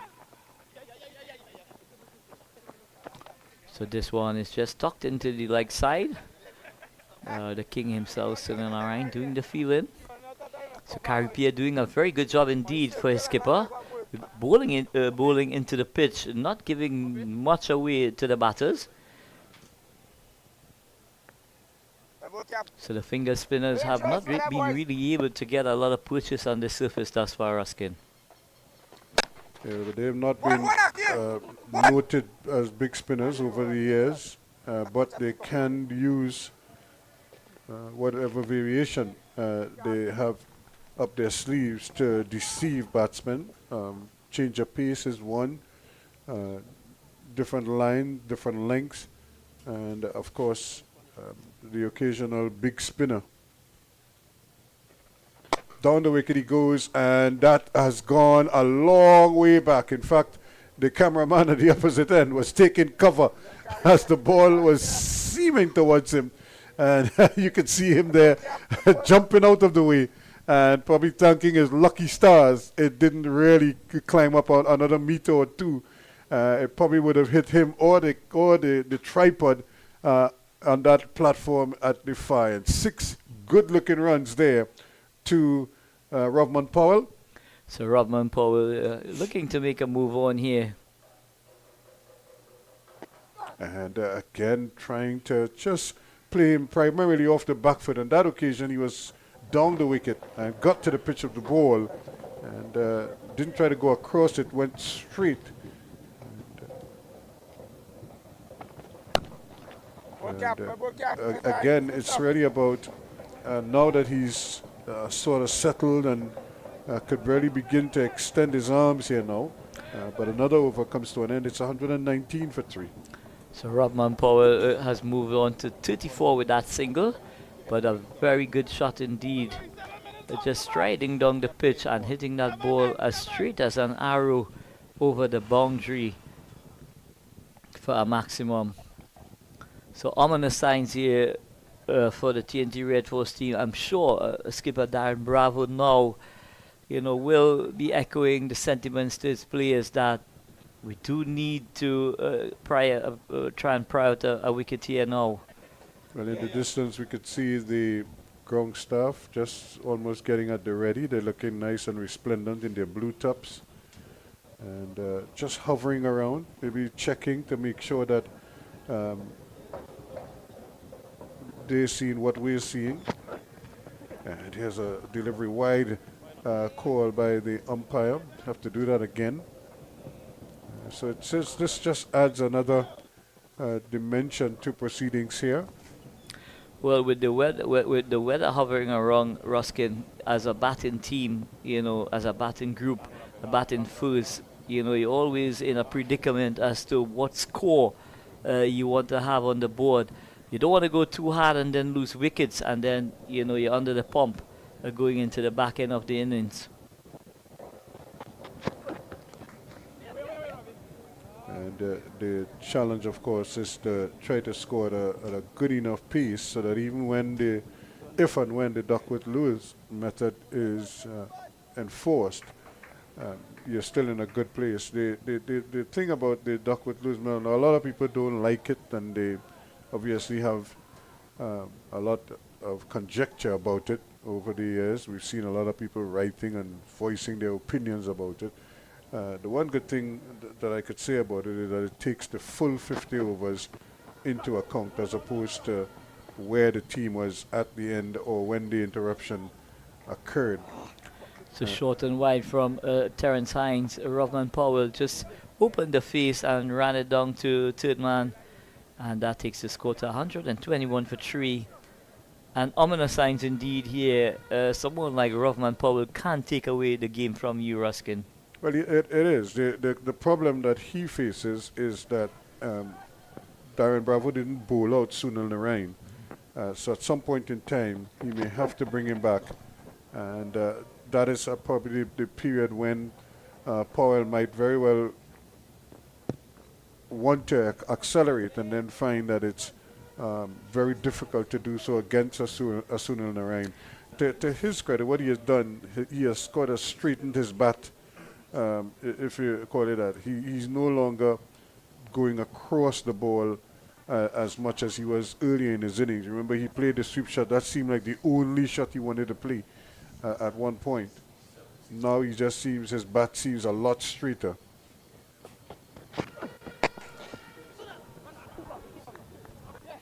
And that's another sweetly timed drive. A misfield there by Narine, not getting across to it, but deserving of the 2 runs. Yeah, saving his team 2 runs.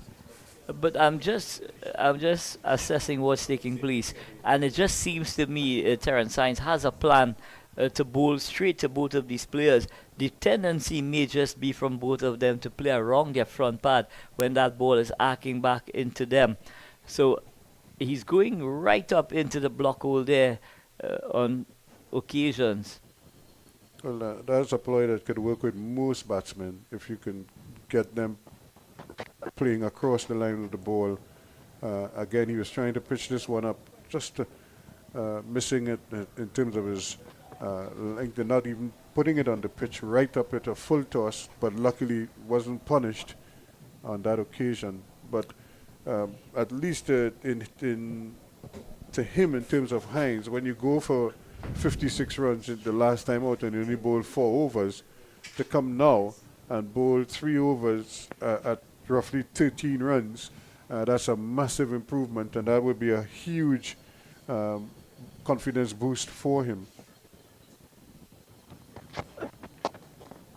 And it's great to see that skipper Darren Bravo does have the confidence, Ruskin, even though he was scattered all over the park, to bring him back here and give him the confidence and throw the ball to him and say, Terrence, let's have a go.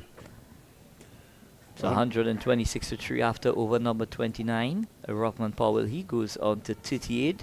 Bonner giving the skipper a lot of support to the tree. So it's going to be a change at the end of the next over. Vidya is going to come back, and he's going to be joined there by Andy Payne. Not feeling the pain for the Jamaicans just yet, but I'm sure he'll be happy to know that Barbados is well positioned in the tournament. I don't make it a secret. I really feel that Barbados has the best bowling attack in the tournament, and I really expect them to factor in the latter stages. Primarily on the strength of their bowling, and of course they do have quality batting as well. Of course, and they are led by Shai Hope, the number 1 50 over batsman in the world. I'm not sure if he holds that number 1 position anymore, but I'm sure that he's right up there with the best players. And really loves to score runs. And we both know, Ruskin, that he scores hundreds for fun at the international level playing 50 over cricket. It is. It's been a feature of his batting. I still don't understand why he's not a test player, because he shows me all the ingredients to play test cricket, and I'm kind of bewildered as to the fact that he's not in the test team as much as he should be. But I suppose recent history suggests that he didn't score as much at one point, and as a result of that, he finds himself on the outside looking in. But I really do believe that based on his whole makeup, the way he can score runs, that he should never be far away from a test team. This one is pulled through the mid-wicket region, and that's going to be 4 runs. Nobody's going to catch that. and that's well played. Probably didn't hit it as well as he wanted to, but he placed it well, and Bonner picks up another boundary. He goes to 38, just one behind Powell now, and it's 132 for 3. So Carrie, Partnership is 72. Carrie Pierre going into the pitch, but Bonner was quick on his feet there, used the full depth of the crease, rocks onto the back foot, and plays it through that mid-wicket region for 4 runs. So Bonner continues to prosper here at the Queen's Park Oval. And again, comfortable for Crona Bonner. He now ties his captain on 39, and their partnership is 73. 133 for 3 now after 30 overs, and we will welcome Vidya and Andy to take you on with the commentary.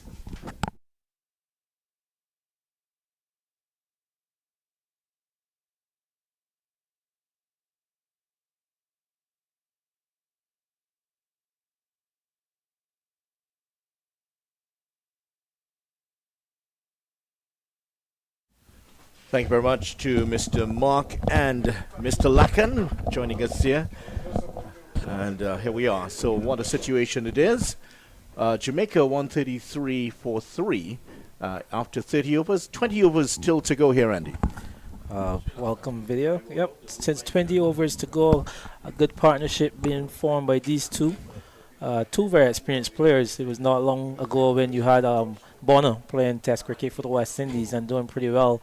And with him, Rovman Powell, the captain of this Jamaica team, as he is the captain of the West Indies 2020 team. So two very experienced players, and their staging was a fight back for the Jamaica Scorpions, and the good job they're doing up to this stage on video. Yeah, it certainly is. 133 for 3. They lost their third wicket at 60. So this partnership easily 63 runs at the moment. 73, correction, 73. At the moment. And they're doing just what is required. They've just bided the time. They've seen Sunil Narine off when he was threatening, and now they're just here putting together a very important partnership. Terrence Hines, he's come in to replace Correa, who didn't have any success in that first spell. He's bowling a good spell, but like I've said earlier this morning, I just think this track is a good batting track. Unfortunately, they found themselves in that situation at 60 for 3, but this is a lot stage in the recovery of a wicket that's not causing any trouble.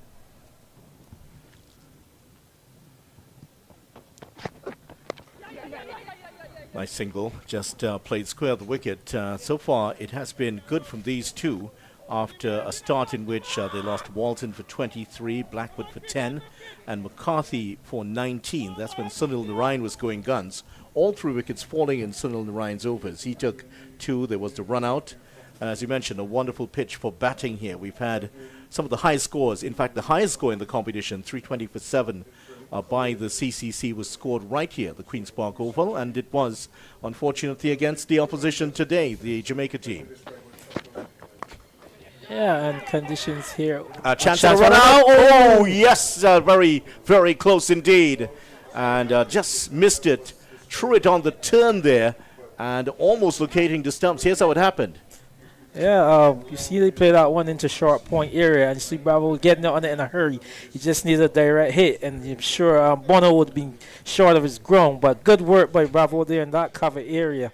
Moving, sorry, is it Jason Mohammed? That's Narine, I believe. Narine himself. Is, yeah. Oh, Narine. Oh, he was very quick onto that delivery, onto that ball in the cover area, and you can see him had the batsman in a lot of trouble. Well, I can understand the confusion. Many feel that Narine's fielding has not been good over the years, but I tell you what, he has improved a lot in the last couple of years. They won't go for the single this time. A much more assured fielder he is. Well, trying to show off some football skills there. Narine not quite up to it. No, but his anticipation there is very good. You can see him moving away to his left, but then to pick it up on the turn and have one direct shy at the stump, he had Bon in a lot of trouble. All it caused for was a direct hit there, and I'm sure he would have found himself wanting. Yeah, and the secret to that throw on the turn was that he almost collected it behind him. Body was turned sideways before the throw. Nicely driven, but straight to Bravo. And Terence Hines, certainly there were some question marks over him. Well, he's in the side today, has been a vital part of this Trinidad and Tobago team. Has had a good showing through the tournament. Good enough to have had a first-class 100 and a first-class 5-4 during his career. Very good skills shown by Hines here, as I was alluding to you off air. Just like to see how he's running into the crease. He's putting a lot of effort in, a lot of energy, and he comes into bowl in the middle overs, where it's a very hard period, and two batsmen set. Cut away, and that is going to go behind square. They will get one. They go back for the second, and Powell very, very quick across the ground. And he made that look actually very easy, but he's so fast across the ground. Powell made it in a canter. A couple of runs to end off the 31st over, 138 for 3. As I continue to speak about Hines, who's really putting in the hard work here in the middle order. And you know, these middle overs are press. You know, the outfield is a good outfield. The wicket's a good wicket. The captain's call on him to try to get a breakthrough. He's bowling at the two set batsmen. So it's a big ask of him. And today he's putting in quite a lot of effort. So kudos to the young man. So we're going to see Carrier, the man from northeast in Trinidad, to bowl at this time. He's bowling from the southern end of the ground. That's where Gregory Brathwaite is, the 53-year-old Barbadian. 14 tests, 73 ODIs and 69 T20s. That's a lot of matches indeed. His 86th list day match that he's officiating in. Very experienced umpire, Gregory Brathwaite from back home in Barbados. Like we said, he's probably our most established umpire on the circuit right now. So to see him here and continue his trend, his upward trend, try to stay on that elite, you know, get on the elite panel and get a lot of games, Gregory. So good job being shown here. And Carrier has the 3 overs still to go. None for 41 so far. Hasn't added to his 14 wickets for the tournament. He is the top wicket taker in the tournament. But he was not in the team for the last game, carrying a niggle, as Darren Bravo described it. Back in the team here today. Good to have him back. And like they say, he's not done himself any harm, but the performances that he's put up so far in this tournament, I mean, we've seen the selectors around, the West Indies selectors following the whole duration of this tournament. And Kara, I'm sure he's put his name on the papers where these guys are concerned. So he started off and not quite at his best so far. He did participate in that what was it, football, or sort of a football, a cross between football and volleyball earlier today. We showed you some footage of that earlier. Didn't do that the other day. Oh yeah, but just coming off of that niggle, as you said there, Bravo would have alluded to, so he's probably not up to 100%, but still being here on the park and trying to perform for his team. You've seen, like I said, the character of these people, these young men, and to come out here, you spoke earlier about fighting through those niggles and playing through these injuries. Sorry, it was Ruskin, as this is their livelihood. Well, that's beaten the edge here. That's a big shot being aimed there by Bonner. And Bravo is celebrating with the bowler. And Bravo, who barely spoke a word on the pitch a couple of years ago, he's now the most theatrical of the men out there. Yeah, a little bit of byplay between Bravo and umpire Brathwaite. He's all in his ears asking him what went on there. He heard a nick. Oh, he dropped it. Brave attempt there. That was going towards a second slip. And he was pretty good to just get a glove onto that. But dropped at that second slip position. You said Sunil Narine, who yourself improved his feet and found himself in the slips on this occasion. What a valiant effort that was. That one was moving away to his right. You see him just diving to his right, but just failing to hold on eventually. But a good effort, good delivery produced by Correa on that occasion. That's why you shouldn't praise players.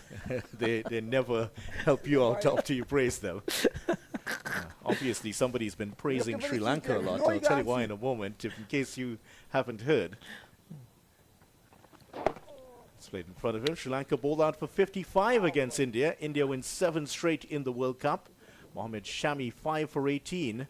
And India had scored 357 earlier today. That was without 100 being scored in their innings. And they've absolutely wrapped up Sri Lanka 55 all out in 19.4 overs. Ooh, that was carnage. Big defeat there. India continue to show how strong a team there is in this World Cup. They've now won all their matches, and if you can just see everyone making a contribution. Today, Gill got a score. He's been short of runs so far, but good to see him in. End of the over, 32 overs gone, 139 for 3. That's hit straight to the fielder. So the conditions here, certainly not as hot as it was earlier. It's much, it's much more cloudy today. Sun has completely gone behind the cloud cover, so the players will appreciate that. But in terms of the weather, we're not seeing the dark clouds that we would associate with rain. I always say that clouds behave exactly how they look, and we haven't seen anything threatening so far. Well, talking about threatening, Shannon Gabriel's back on. Yeah, Shannon in the first 3 overs this morning, he bowled some pacey deliveries. He had some 3 overs for 16 runs. He didn't pick up a wicket, but you can see him just putting a lot of effort in Shannon. So good to see him coming back on the scenes. We know how pacey Shannon is, and as we were speaking about it, the pace for West Indies, which we all knew of in our glory days of the cricket. So it's always good to see when the pace bowlers are in, and to see the duration of this competition. You've seen quite a few new pacers coming around. We've seen Shamar Joseph from Guyana yesterday, as Shamar Holder is back for the CCC team, and all the young pacers out there. So I know us, the West Indies fans, we're also always happy to see when pacers are on this park. And the man from Central Trinidad, Shannon Gabriel, is back on and about ready to fire. Well, that was a nice gentle loosener there from Gabriel, a veteran of 59 test matches, 25 ODIs and 2 T20s.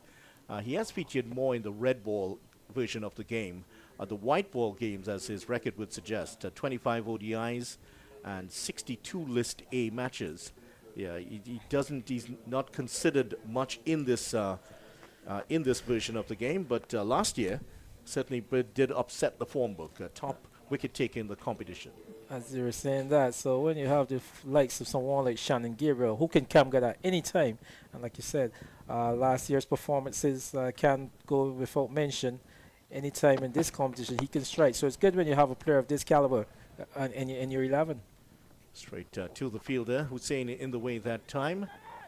And Shannon Gabriel would have played, when he played his 50th test match, he was asked about it, and he said, well, if anybody had told me that I would play 50 test matches and take 150 wickets for the West Indies, I would have told you you're crazy. He said, but here I am, 166 wickets in his 59 matches, Gabriel, since he made his debut for West Indies back in 2012, and of all places at Lord's against England. What a place to make your debut. Indeed, indeed. And you've keep speaking about Maple about home Barbers wherever to play my trade, and he's had a good partnership with Kemar Roach, who is a Maple player. Yes. And these two, they've combined to pick up quite a few wickets for the West Indies, and you know, you've seen the partnership between those two forge.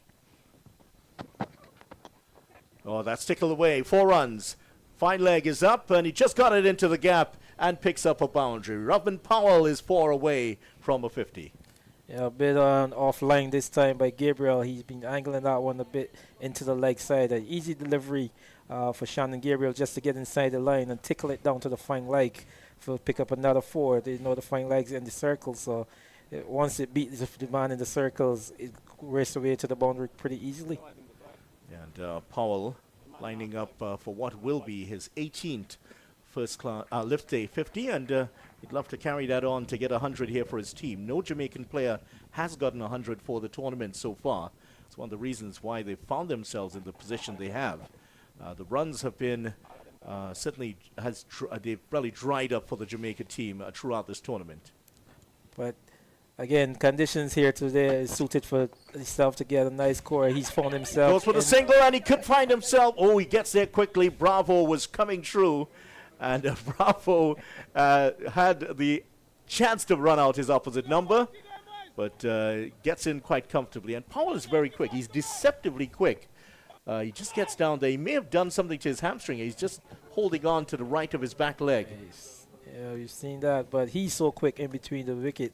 By the time Bravo was onto that, he was just meters from the crease, and Bravo refused to have a throw.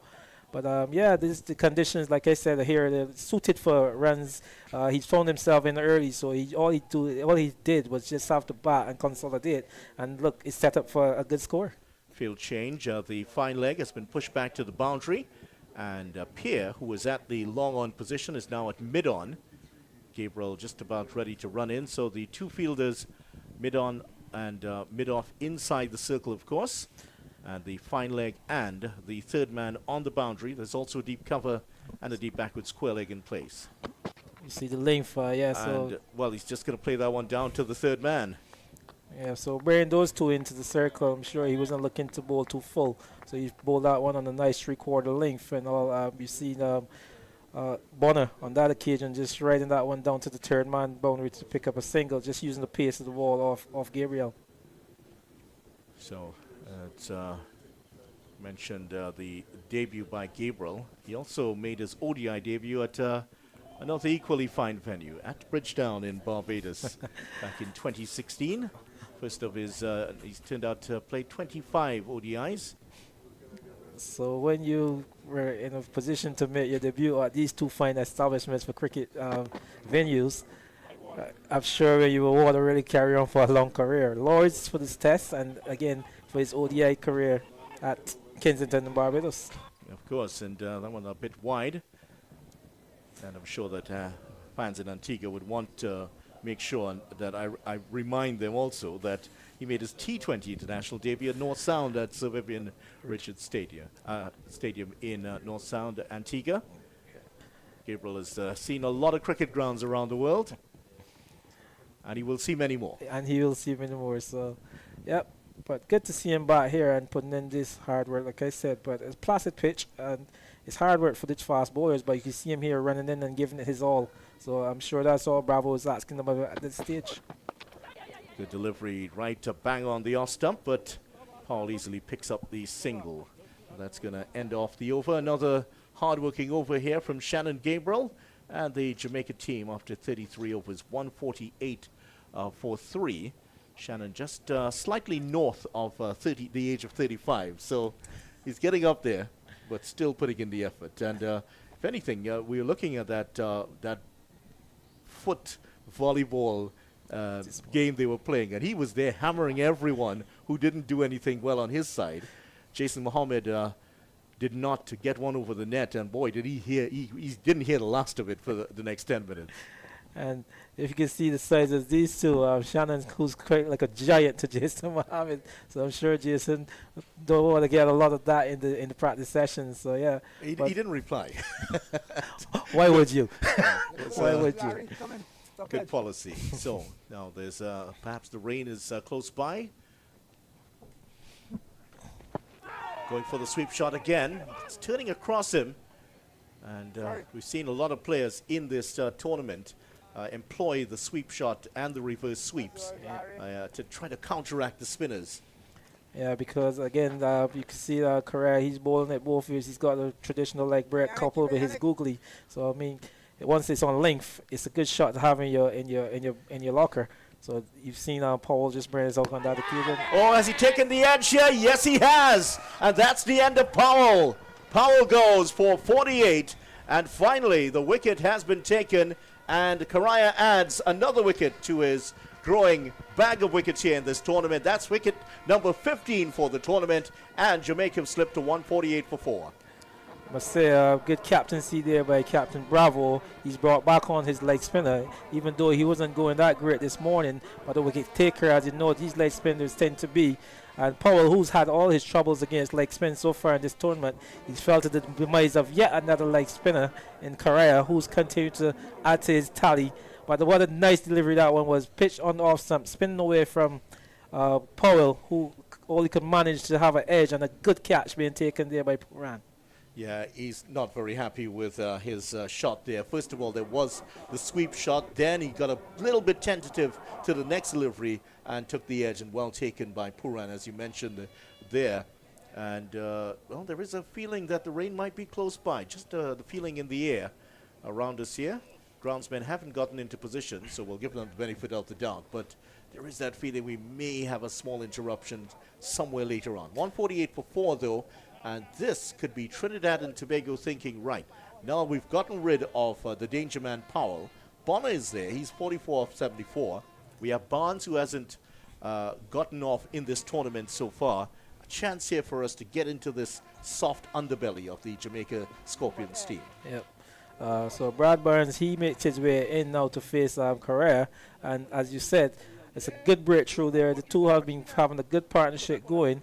And to get that wicket at that time, integral time to get that wicket, as Correa proven again that what a wicket taker he is. So I'm sure a bit of pressure will be placed on Barnes, the new batsman here, as he comes to face his first delivery. Yeah, the right-hander out of Jamaica, 25 years old, former Jamaican West Indies under-19 player. Just won first-class game. This is his 5th List A game. Actually made his debut against the Windward Islands for West Indies B back in 2018, and then, well, the other matches he's played in this tournament here. It hasn't been a special time for Barnes so far in this tournament. Did get his top score of the tournament, 31 right here in the last game. So there is a little bit of form for him to work with. But as I said, that increase. Well, they're appealing for another catch here. And it's been turned down. More to pressure the new batsman more than anything. Slip on the gully in place. Yeah, Slip. He's brought the gully in, and Correa spot on this time again. That one's just going narrowly past the outside edge. And you can hear Pooran going up for all his glory. But I don't think he had a nick, and Gregory Braffett denied it. So the leg spinner, Correa, 15 wickets in the tournament. Well, that one turned a lot also. And just looking at the tournament itself, we talked about this before, the leg spinners dominating. Carrier 15 wickets. Narine now has moved up to 11 wickets, so he's up there with Mansing, who's a leg spinner. Walsh, the leg spinner out of the Leeward Islands, in second place right now on 13 wickets. It's driven nicely, but straight to the fielder. The only blemish outside of Narine, who's now in the top 5, coming into today, 4 after the top 5 wicket takers were leg spinners.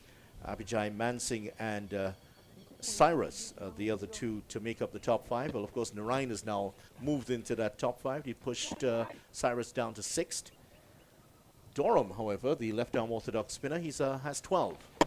That's another great delivery from Yannick Carrier, and that one fizzing past the edge. He's done that quite a few times in this over. At the end of 34, Jamaica won 48 for 4, and they've lost a wicket of Robin Powell for 48 and a top score. Again, what a good change up by Darren Bravo. He's brought his wicket taker. He's brought him now from the southern end, and as you see him bowl from that southern end, you've seen almost a different type bowler. You've seen spin, you've seen bounce. He's created the edge. He's got the wicket. But yeah, I think bowling from that southern end, he's creating a lot more trouble than what we saw for his first 7 overs from this commentary in. Well, all of the screaming that you're hearing is Bravo, actually, who is trying to gee up his troops up there. There's always someone with a trumpet, and there's someone with a trumpet. They're trying to get the Trinidad and Tobago team going also.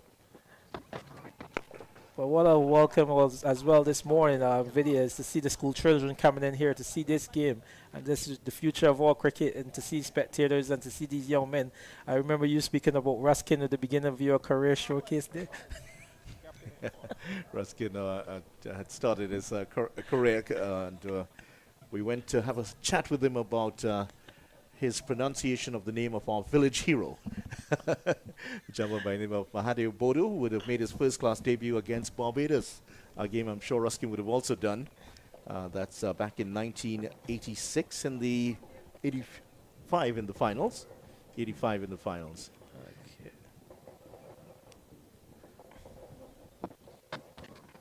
Oh, that's good from Gabriel. And, well, the screams there from Bravo to get Hussein back in on that. He didn't get anywhere close to it. There's someone with a trumpet, and fans of football, in especially secondary schools in football, would recognize that particular melody that they're playing. It's "We Want a Goal," which is certainly a bit inappropriate for this one. Well, they're asking for a wicket. They want a wicket. They're asking for a doesn't wicket. quite sound like goal. They're asking for a wicket. Well, yeah, quick single on offer there. They were able to pinch that one into short cover. Akil Hussein couldn't get in there to deny them. And that one brings now Barnes on strike to face up to Gabriel for his first time. I'm sure Gabriel will be loving to get a go at the new batter. Yeah, I'm sure he's been looking forward to this since he saw Barnes come in. And I'm sure he had a quick word with him about it was nice to see you. Nice short stay. Down the leg side, and a chance there for Barnes perhaps to get off the mark, but just missing that one for the wide signal by Nigel Duguid. Of course, fast bowlers love to have a little chat with the opposition bowlers. There's a famous story about the great Fred Truman would, in some of those grounds, they'd have a bit of a gate for batsmen to come in. Truman, who was standing close by when the new batsman came, he told them, well, leave it open. You won't be long. You'll be back out soon. There you go. These great fast bowling stories. But yeah, Gabriel's radar a little bit off on that occasion. He's trying to get his full here to the new batsman in Barnes, but he just went a little bit too far down the leg side on that occasion.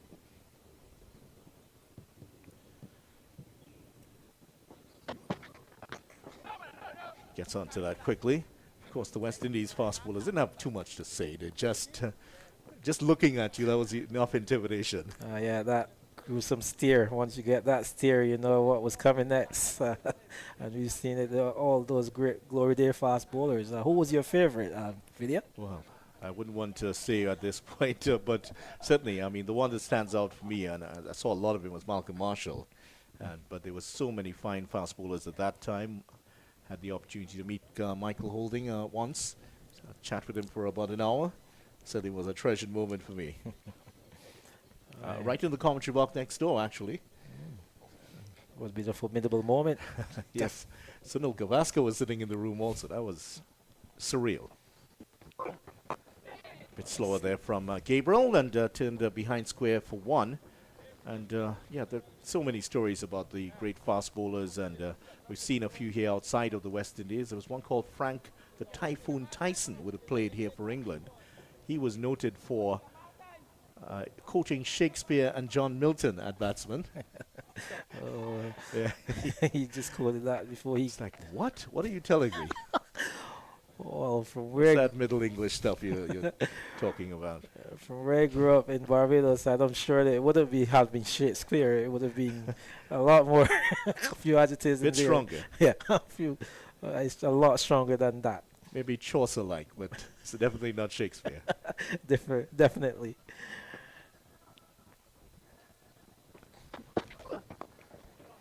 They will pick up the single. A slight hesitation. Narine's there. Misses the stumps. But Barnes was through there quickly enough. And Narine, who usually wears 74, is wearing 24 today. 50% off or 50 off? No, he's probably trying to get us to some 24 wickets in this tournament, so he's just letting us know that. But yeah, another quick single on offer there in the mid-wicket area. As you can see, Bonner just dropping it, and Barnes quickly responded, and no harm at all at the end. So Bonner up to 46, and in his List A career, 78 matches for him, and comfortably over 2,000 runs. This will be his 14th List A 50 if he gets there. Said that about Powell. He fell short, unfortunately. You picked that wicket up. But yeah, Bonner, very experienced batter, like we said. Strikes him on the pad. Was that going? Yes, it is. And the wicket has gone down, and Gabriel has his first wicket of the tournament, and it is Brad Barnes. And he's kicked into form here, Gabriel, literally, as Jamaica lose their fifth wicket, 152 for 5. And the only question here, was this going down leg side? No, hit well in front. As we said, the mode of dismissal for Gabriel to bowl to Barnes was, like I said earlier, he won't be as full and straight as possible. I mean, his pace, you know, Barnes looked a little bit late on that one. I don't think he had much difficulty in giving that decision as well, Duguid. But good work by the part of Shannon Gabriel. New batsman was in. He was a bit slow to get his feet going, and Gabriel just wanted to be as direct as he was. And I said that was targeted to be the mode of dismissal earlier in the video. Yeah, so for the Jamaica Scorpions fans, they might be feeling an altogether sinking feeling at this time. From 148 for 3. It's now 152 for 5. Couple wickets falling within the space of 4 runs here. Now Javor Royal is coming to the park at this point, and Royal has had 44 in the tournament so far, averaging just over 21. So he does offer a bit of batting for the Jamaica Scorpions. Yeah, no slouch to the bat, Royal, but I'm telling you, this Trinidad and Tobago's Red Force team, a strong one, very experienced team. Here you go again, good work again by Captain Bravo, bringing back his fast man in Shannon Gabriel to the new batsman, and you can see him rushing him a little bit there for his pace, just trying to work that one through the leg side, but it was on to him in a hurry, and he failed to connect, and he was plump in front. Well, Carrier is going to continue here, and that last over that he bowled, getting the ball to fizz away from the batters, getting the wicket of Powell, and 3 other deliveries, just almost getting the edge there. So he has gotten into the act, made the breakthrough, and Shannon Gabriel has followed up at the other end. So a nice little bowling partnership between the leg spinner and the big right-arm fast bowler. And, well, Jaden Seals is on the field at this time. There's a player heading off at the moment. A couple of players heading off. I think it is Gabriel who's heading off at the moment. Looks like Gabriel. Gabriel's heading out, and he's walking past the Jamaica dressing room right now. Probably he's going to give them a little bit of more stick there. And just remind Barnes why you're out here. Oh, yeah, so you see it, Correa asking for a little bit more support on that offside. So after those first few, in that last over, we're spinning and bouncing. He's now brought the extra man over to the offside. See Captain Bravo himself coming from that short mid-wicket into cover as a slip in the gullies in place. Comfortably played there by Nkrumah Bonus, 46 of 77 deliveries.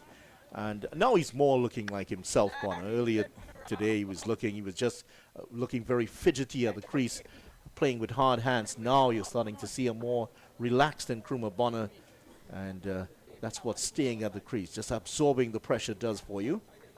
Yeah, like I said, just a few years ago, you would see Bonner in the West Indies colours at the test level, and he's as known to occupy the crease for long times. And here he is. He's now at some 79 deliveries.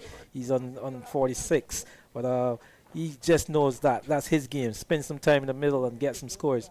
No one tried outside of Powell. No other player have spent that length of time in the middle. Hence, they found themselves some 5 wickets down to Jamaican Scorpions. As you mentioned, balls faced. Bonner 77, Powell 69. Hit powerfully and past the fielder. That's going to run away for 4. Very, very difficult take there for the fielder, Gary Pierre. Just dropped in front of him and going away to his right, his wrong hand, and that got through him for 4. So, yeah, sure, another good shot by Bonner. That one was a little bit short this time by Correa, and that should bring out that would have brought up his half century. He's 50, he has faced some 80 deliveries, he's had 3 fours, and he spent plenty of time at the wicket there. So a good knock by Bonner in the contents of what's happening here. 14th list day, 50 for Nkrumah Bonner to go with 400s that he scored in this level. And he'd certainly want to improve on that stat and get up his 5th 100 here today. But he's still a far distance from that. Just after the 35th over here. Pulls that away. There's a fielder out there. He may not get there. That's gone into the ropes for another boundary. So consecutive 4s for Nkrumah Bonner.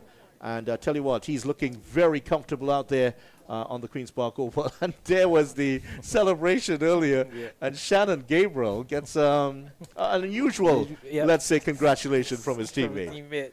But again, on that occasion, you've seen Correa just pulling that one down for the leg spinner, and Bonner was back and rock and pulled that one through mid-wicket for yet another boundary.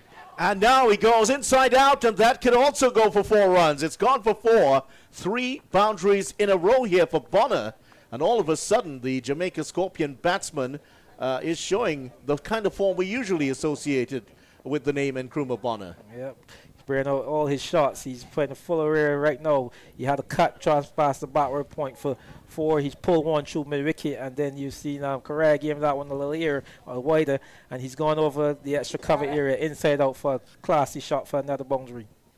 Well, one way to get rid of the leg spinner is to hit him out of the attack, and that's definitely what he's attempting to do here. Get somebody else on. Better delivery here. He's looking for the single, but won't get it, and that's the end of a very good over for the Jamaica Scorpions. 12 runs coming off it, and at the end of 36 overs, Bonner 58. Royal is still yet to score, and there is Ralphie. That's the gentleman running on here. I don't know where he gets the energy from, Ralphie. He's almost 70 years old. Would you believe that? Oh, what a man. Okay, so there's going to have a bit of a water break here, and I think we're going to take a little bit of a break ourselves, video. Yes, we certainly will. And the Jamaica Scorpions looking a lot better than they did earlier today when they were 34 for 2. They won 64 for 5. 14 overs still to go. We'll be back with more.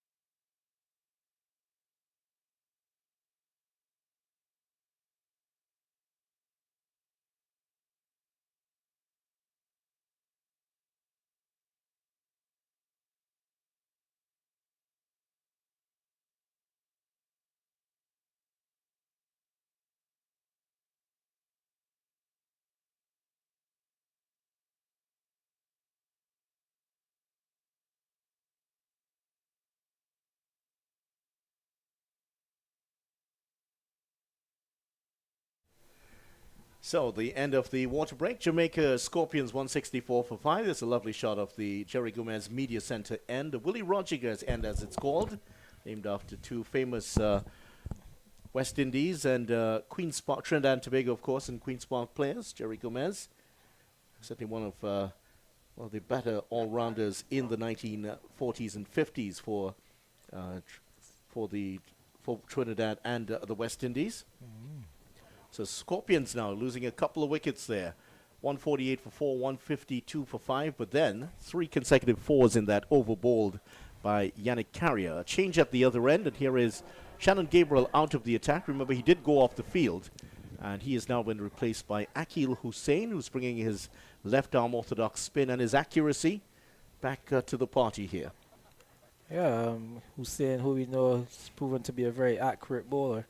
He had his early spell. He was tight, but he just bowled a few bad deliveries, which Chadwick Walton cashed into and put him under a little bit of pressure. But outside of those boundary balls, he's been bowling some balls in some really good areas. You've seen him spinning a few. He's known for that crucial arm ball, as we've seen it just swerving back into most batsmen.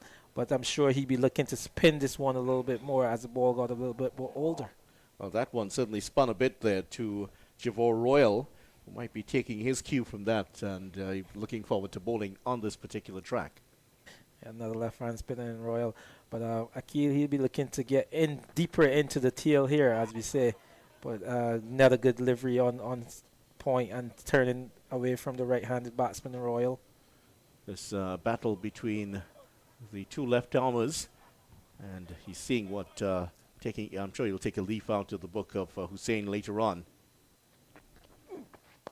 Yeah, a bit more side spin on that. You could see the ball curving into the right-hander. There's a slip in place, backward point, short third man, rather wide, and a short extra cover in place. There is a deep cover, well, just about three-quarter way to the boundary, and the long-off fielder is just slightly off the ropes. And there he is coming. He'll come into your picture in a moment here. And that's the number 27, Mark Dial, the man who's he's out of the team for today. Just a couple of matches for Mark Dial. Made his TNT Red Force debut at List A level. He has played List A previously for the combined campuses. Well, one thing that's been impressive this season of Vidya is the amount of exposure that these players have gotten, and we've seen a lot of them coming to the fore and being afforded the opportunity to showcase what we have in the West Indies of players going forward for the future. Yeah, that one turned on the leg side to get one.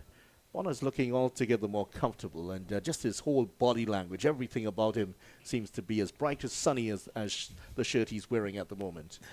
Well, yeah, he's some 59 runs on, and he's fought his way through this innings. He had to bide with all the pressure put on by Sunil Narine earlier this morning when he came to the wicket. So to be still there at 59, I mean, he's the man who's in the middle and who's looking to take this innings to the end. 166 for 5 after 37 overs. The Jamaica Scorpions, they were put into bat earlier today. There's the port, the Trinidad and Tobago, the port of Port of Spain, National Flour Mills in that area. That's part of it there, showing up in between that's between the Brian Lara Cricket Pavilion and, of course, the Caribbean Stand. And that's where a lot of the activity takes place on the port. And you may have, on a different day, you'd have seen a cruise ship somewhere around there. Yeah, a little bit. We do get a few here, quite a few in Trinidad. As well. As well. They Yeah. also visit Barbados, I understand. Yeah, of course. I mean, one of the famous venues in the Caribbean. And, of course, when England are in town, I mean, the cruise ships really come flying in, don't they? In the numbers, yeah. It's a picture to see in Albertown Port when all those cruise ships are there.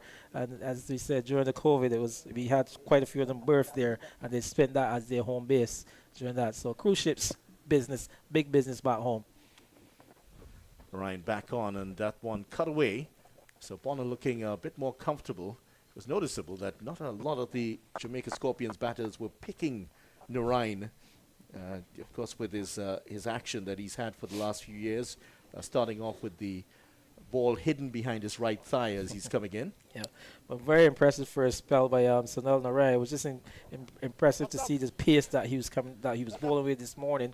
And like I said, he had an each-way movement. He had some big off spinners. He had that carom ball. He had the drifter. As you can see him coming up to Royale here now, a bit of increase in pressure, addition to the slip cordon.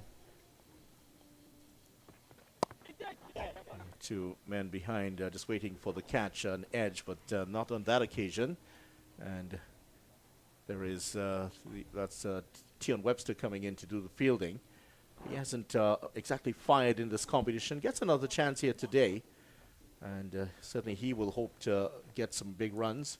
A lot of talent, Tion Webster, just hasn't been able to reproduce that at this level.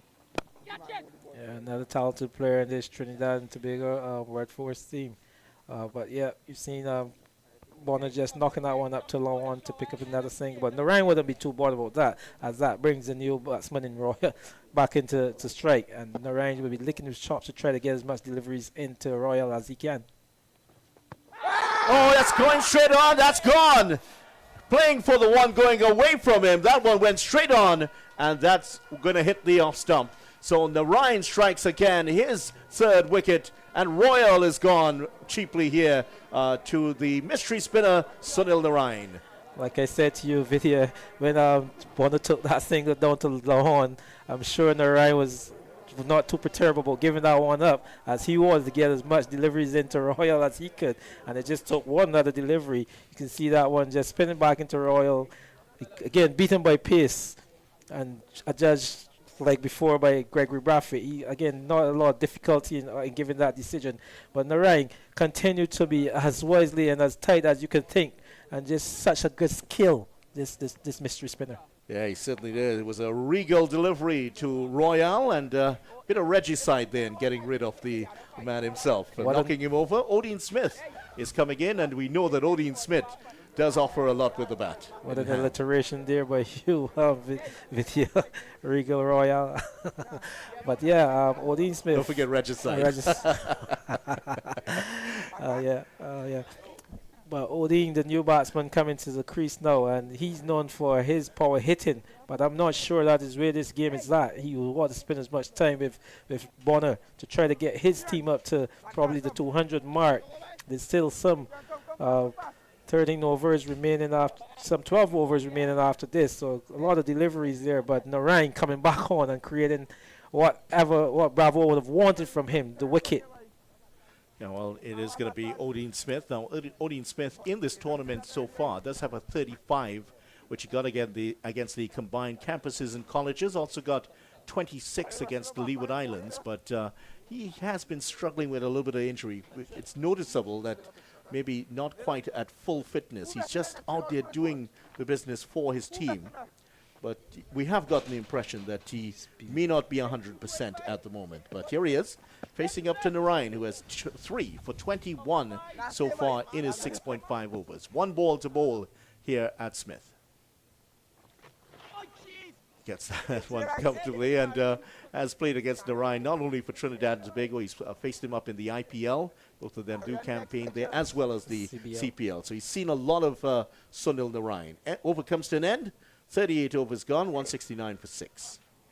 So if you look at those figures by Sunil Narine, he's now completed his 7th. He's got some 3 wickets for 21 runs. But with the experience of Narine in this Red Force team, and now with the inclusion of someone like Puran, I think that's added, for the Trinidad team to have those type of players available for you for the duration of this tournament. Hence, you can see where they stay in the standings. Yeah, certainly. And what a player to have on the bench, Nicholas Puran. Some might say he should not have been on the bench, but for whatever reason, he said he wasn't available for the tournament, and now in. So here he is coming in at the tail end. Of course, if you're not just joining us, he's in for Evan Lewis, who has an injury. Evan just played the 1 match in the tournament and went out after that. And we certainly do hope, wish him the best in his recovery. Yeah, I would like to wish all the best to Elvin, a very destructive player in his own rights, and hope that he can regain his fitness and try to get himself back onto this West Indies team. But yeah, it will be Akil Hussain. So Akil and Narine together, there's no respite for what's to come here in the Jamaica lineup. Hussain just flighting that one, just a little bit of flight, and Bravo couldn't negotiate the bounce well. Gives up the single to the Jamaica team, 169 for 6. Jamaica have not exactly had the best of tournaments. Their highest score so far was 263 for 9 they got here at this venue against the West Indies Academy. Which they lost. But given that single is brought, again, Odin Smith into strike to face up to Hussain for the first time.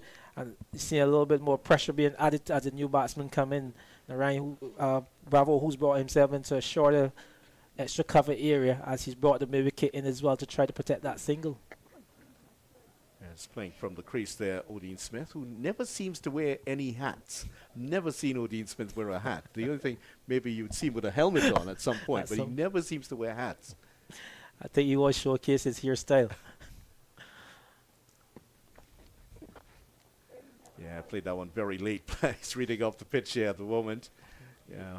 Well, it's not a bad hairstyle at all. I think so no problems with that there. Let's see, Akil getting a bit of turn on that occasion, but albeit a little bit too short. He wanted to entice Odin Smith to be on the front foot. Hits that one straight. There's a fielder coming across. Otley's there. Oh, he drops it. And it's gone over the ropes and gone for 4. It was a low catch to his right. And Otley got both hands to it. Unfortunately, just couldn't hold on. As I was just saying, you want to see Hussain Brahim on the front foot. And that occasion he did. You saw Odin Smith going into the big shot. Hit that one out to low off. And unfortunately, Otley couldn't hold on to that. But good bowling that by Akil Hussain at that time. Just giving it a little bit of air, slowing it up a little bit. And Smith couldn't restrict going for the big shot. Yeah, he went after it there, and for a moment it didn't look like Othi was going to get there, but he did well to travel the distance to get to his right, and you can see Hussein is not happy. He's just kicked the turf there again. That should have been a wicket for him. Yep. But good movement by Otley on the boundary, but he got to it. Probably could have held on to it, unfortunately. Big appeal here from Hussein. Frustration creeping into his game at the moment. They will get a couple of runs here. Hussein has only taken 2 wickets so far for the tournament, and while he has been very good in terms of his economy rate, hasn't been getting the wickets, and that drop catch will not improve his mood. You can tell that that young man from East Port of Spain in Trinidad is not the happiest of campers at the moment.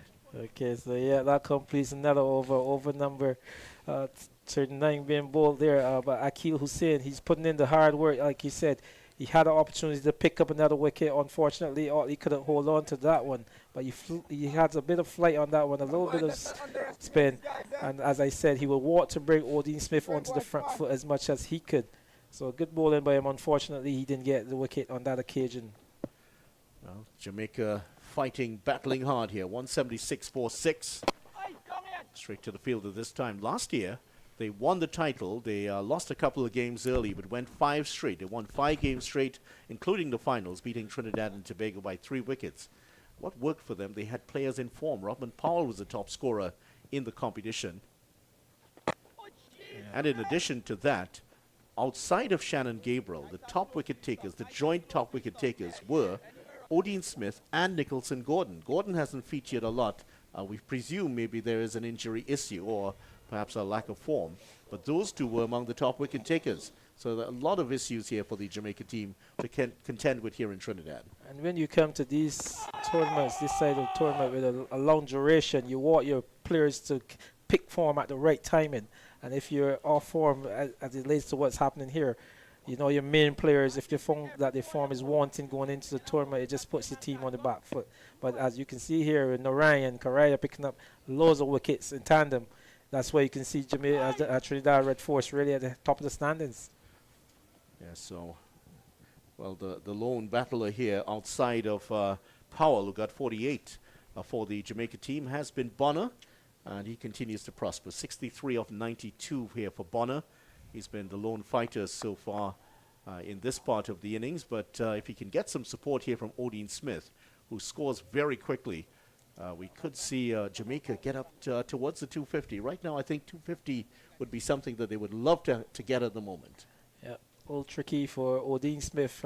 He's known to be a power hitter and one who can score lots of boundaries, but I'm sure he's in a position right now is how should I go about this? Should I stick around with Bonner for as long as I could?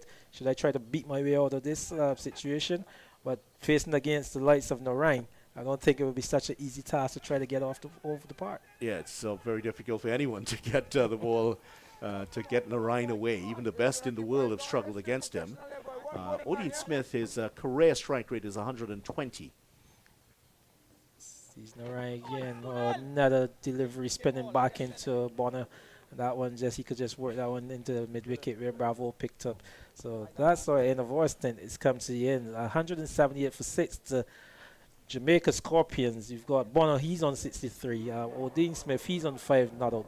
So Neil Narine, he's now bowled his 8th over. He's got some 3 for 23 after his 8. So in comes the likes of Ruskin and Anil. Well, Ruskin's going to come in just behind us. And Anil, are you joining him, or is it going to be Vinod? It is going to be Vinod. And Ruskin's going to come in. So, after 40 overs, 178 for 6.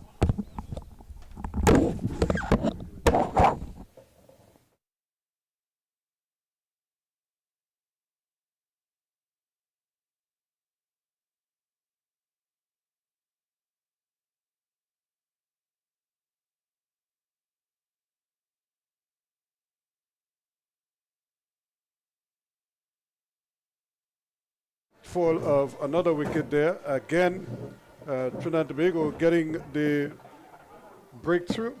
And that man, Odin Smith, not able to add to his score there. He goes for 5. And Akil Hussein finally picks a pepper. And it just goes from bad to worse here now for the Jamaicans.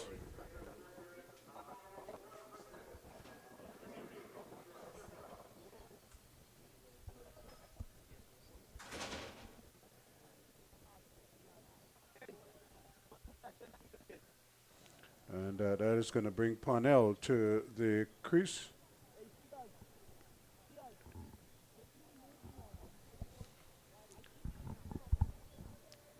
So no doubt it's another situation here where the Jamaicans just keep they threaten to do or they do some things well, and then they it's like one step forward, two steps back for them.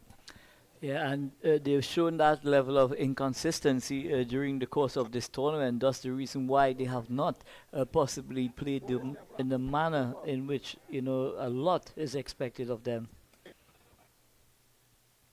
So this brings Shalomit Parnell.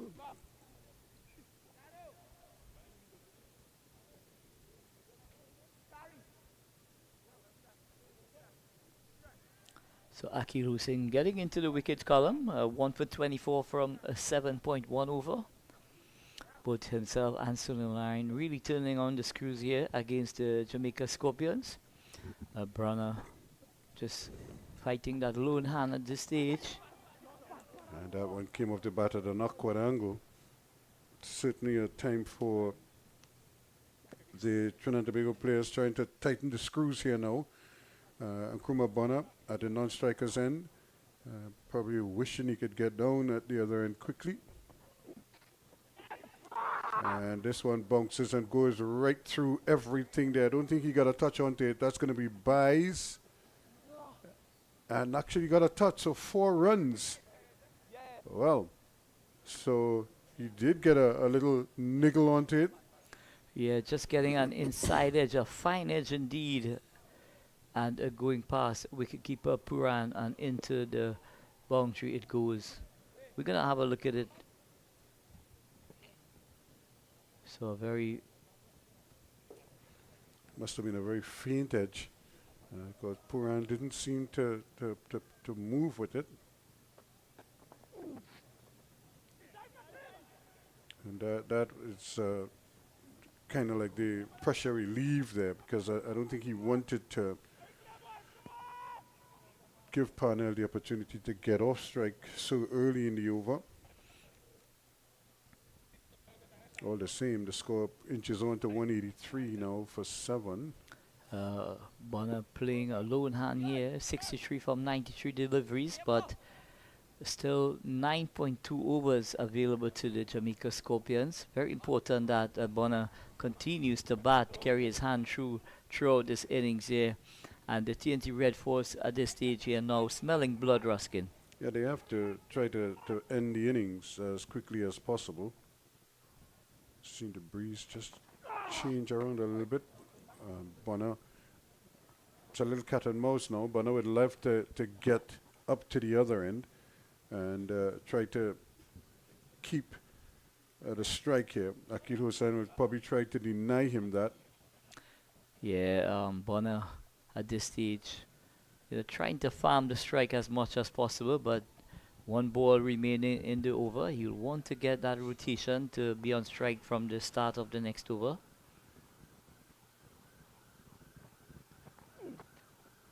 And that's good cricket because he knows exactly what it is, but he probably hit it so well it's going to go for 4.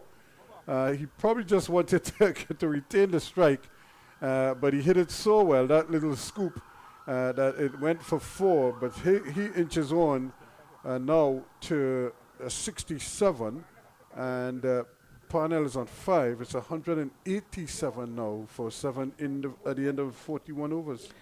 Great display of the innovation shot there, going for that lap sweep there and making extremely good contact. Possibly was just trying to paddle it around to get a single, but the connection was such that it ran all the way into the boundary.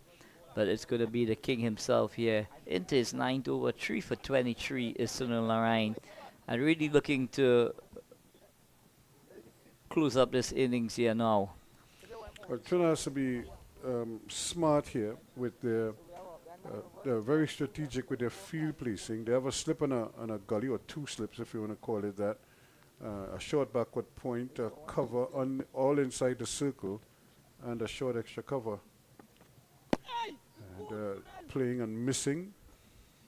So it's, this is the period here where you anticipate that Narine is probably going to try to outfox his man here and keep the hammer down. Don't give him too many loose deliveries. Again, he's just outside that off stump and plugging away there. There is a long off and a man at, there's a fine leg, a wideish fine leg on the back, a man at forward square leg. Those are the men out as was including that long off. And beaten all ends again was Panel. So still Narine working towards prying out another wicket here. Very close indeed, going past the outside edge. Slipper, two slip in position.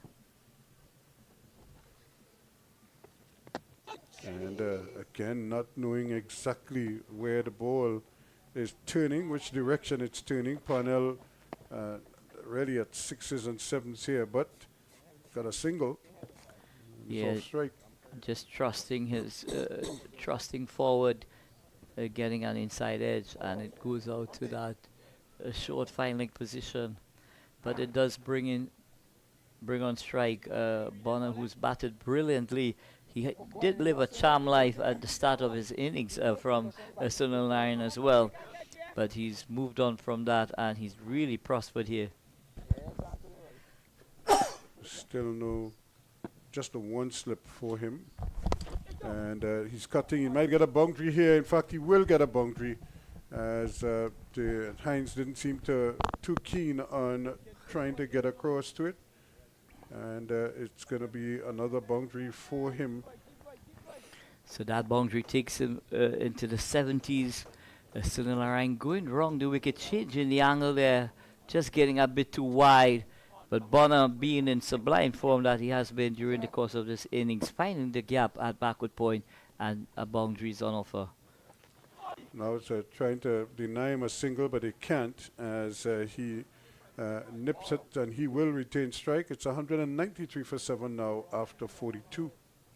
So Bonner doing the right thing there, just tapping that ball to short fine leg. Shannon Gabriel does the work, but he's able to get up at the striker's end. So 42 in the books, 193 for 7, 42 balls remaining.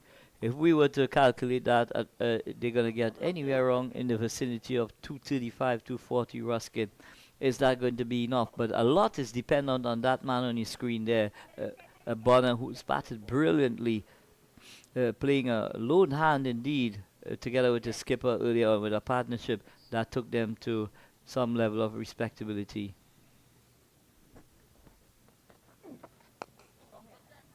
And again, the single is taken early. So I guess at some stage he's got to trust his partner, but I don't expect him at this stage, Ruskin, to take the single in the very first ball. But that's exactly what he's done here, and he has exposed Parnell to Akil Hussain. Well, he possibly knows something about Parnell's batting ability that we don't, Ruskin. Just a slip and a leg gully.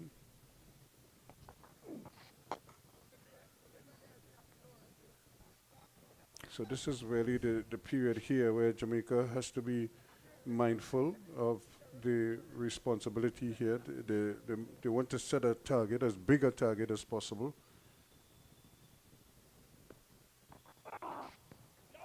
And they are well, you know, in terms of how they're going about it. I mean, they're losing wickets, but Bonner continues to take that lone fight. And if Bonner is there at the end of the innings, they could well see themselves into that 240, 250 mark.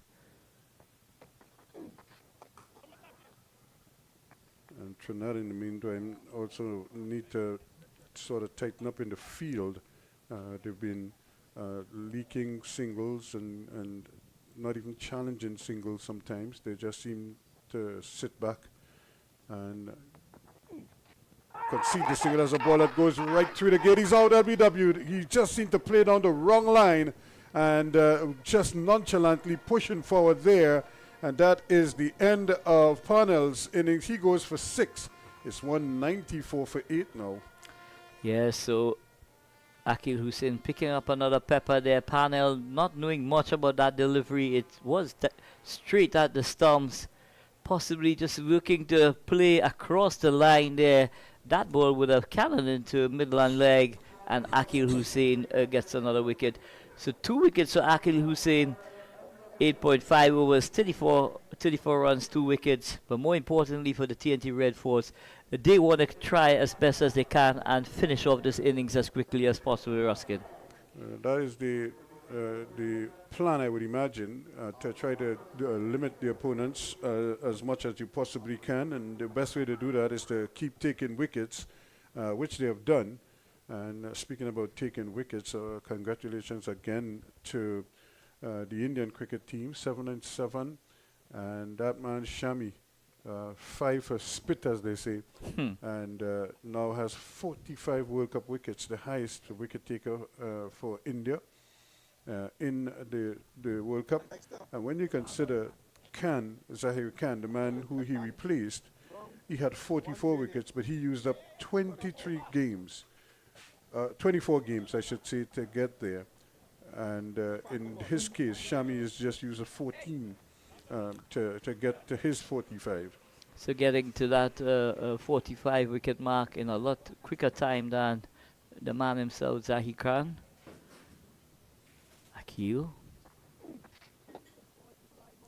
And very slow there, Dennis Bulai, or Bully. Dennis. He ends the over, and it's 4. 34, 2 for 34 for Hussein after his 9 overs, and it's 194 for 8 after 43. So Sunil Narine into his final over here, into his 10th over now. Looking to get the ball out this Jamaica Scorpions team, together with Akil Hussein. Dennis Bulai is a left arm, back of the arm Chinaman bowler. And one of a few in operation these days, just a sprinkling, and they're so unusual. You don't see too many of them, but when you get them, they stand out.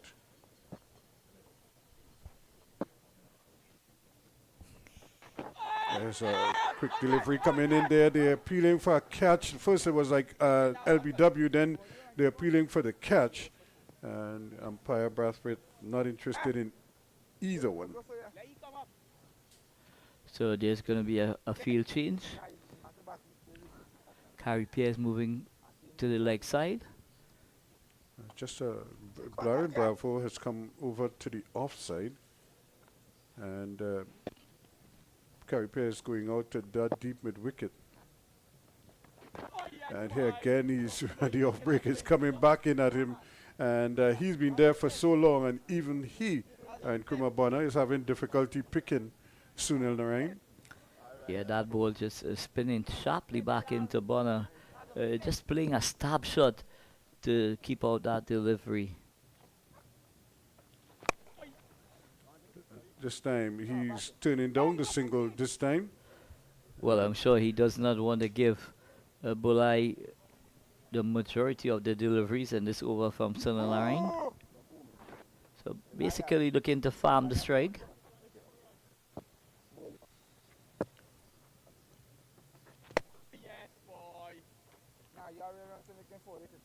So Narine just giving it a little generous flight there, as if tempting Bonner. Now his get out of jail shot is the sweep shot, which we've seen him play quite a bit. But he may want to pinch a single here. And he's going to get it. Thought for a moment of a second run. But good work from Jason Mohammed coming off that long on boundary in a flash and restricting the scoring. So 3 for 30 now for Sunil Narine. But how well he will want to finish with a 4th pepper here. 1 delivery remaining. He's got the new batter in place. And Darren Bravo, the skipper, is giving every opportunity to get that fourth wicket. Getting a slip and a gully in position. Short cover. And again, he's beaten all ends up to the end of a fine spell. 10 overs, no maidens, 3 for 30 for Sunil Narine. And as another over comes to an end, it's 44 in the books. It's 195 for 8. Yeah, Bonner continues to fight a lone battle here at the back end of the innings. Just looking to get whatever support he can from the lower order now. Still looking towards possibly that 235, 240 mark. But it's going to take some doing to get to that score. He has to shoulder the responsibility here and try his best to pick up boundaries. I suppose the normal mode of attack would be to try to get a boundary or two early in the over and then try to get a single after the fourth or the fifth ball. And here he goes. He could be out here. This is straight down the throat there of the man down here at Keon Otley takes it this time.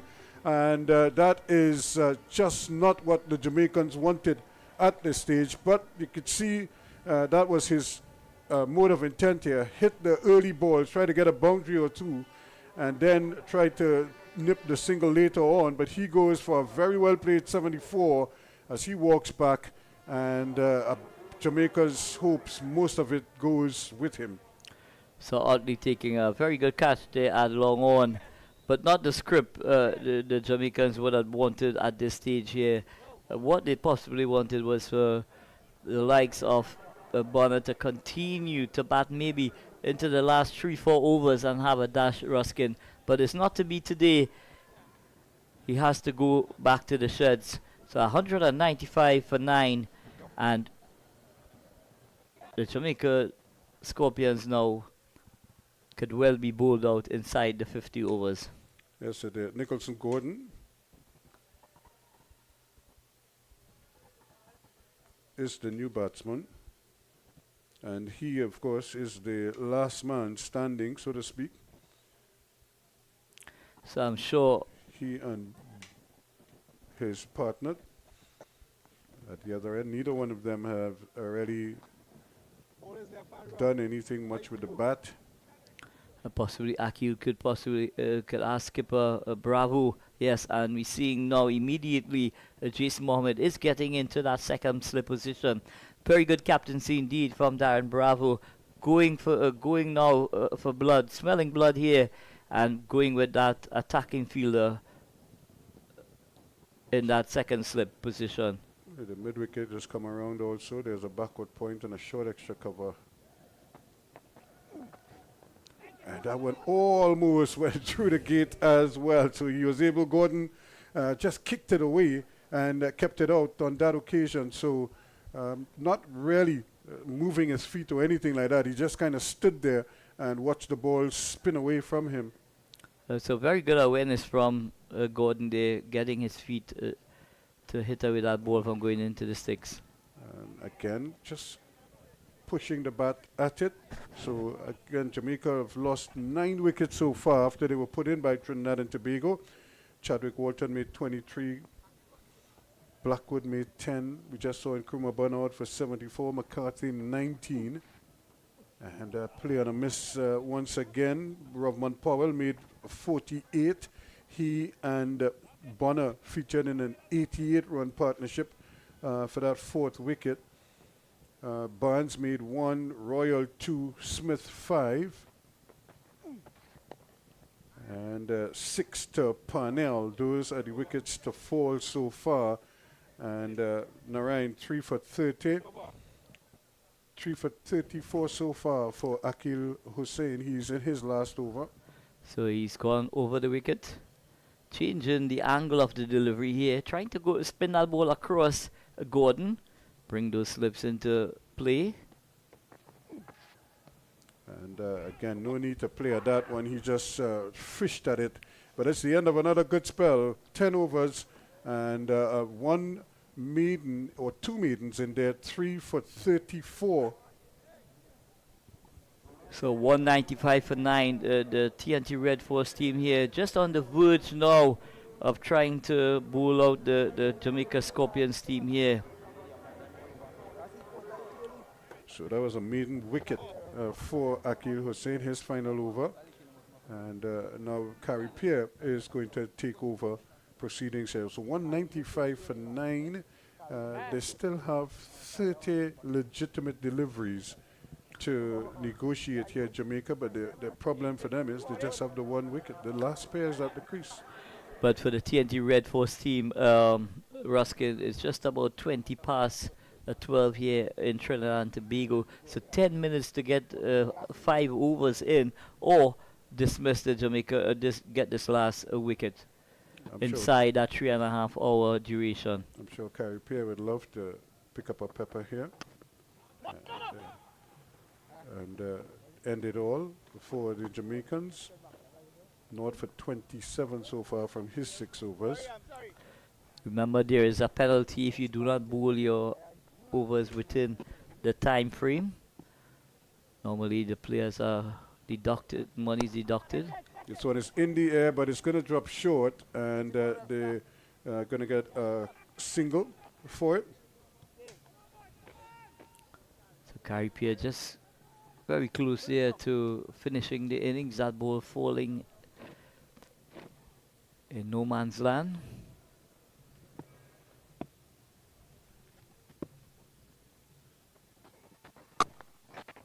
A late decision and some indecision as well to whether to run or not.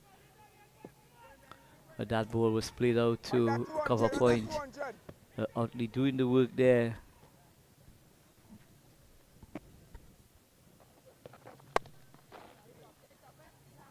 Unusual shot to get that back to the bowler. I think most people are looking for it to see if he could play through the cover, but he hit it so early, he hit it back to the bowler.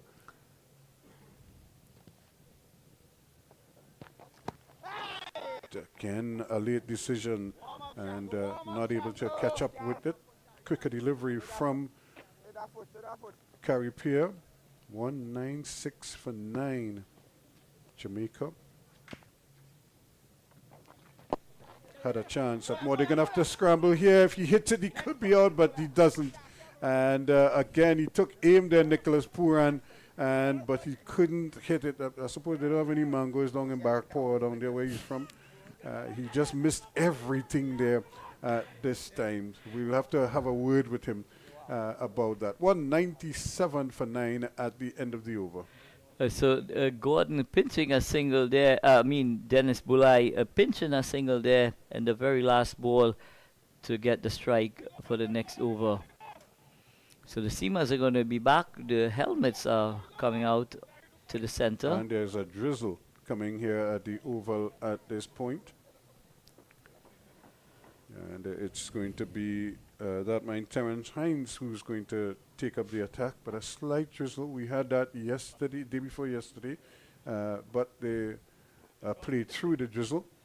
Well, this drizzle has not gained the attention of the ground staff, so it just seems that they're very much comfortable with proceedings at the moment. They have to be mindful. The umpires could call them out at any time, so they have to get at the ready for it. It's coming a little bit heavier now, and the batsman, of course, is going to take his time and see if the rain is going to come down heavier. As you could see, it is, and now the umpires have in fact called on the ground staff to bring the covers on at this stage. So, and there's Ralphie, the first man out there, and in position quickly to ensure that the stumps are secured. The stump mic is also secured, and that the covers, they're free rein to bring the covers on.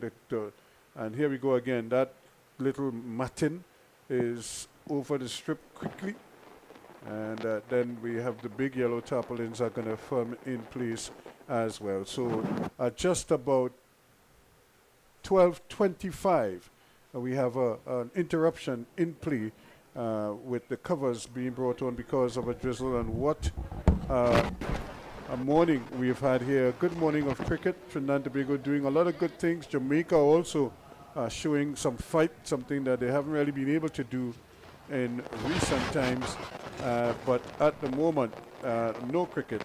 They will go out at 197 for 9 at just about 12:25 in the afternoon, early afternoon here.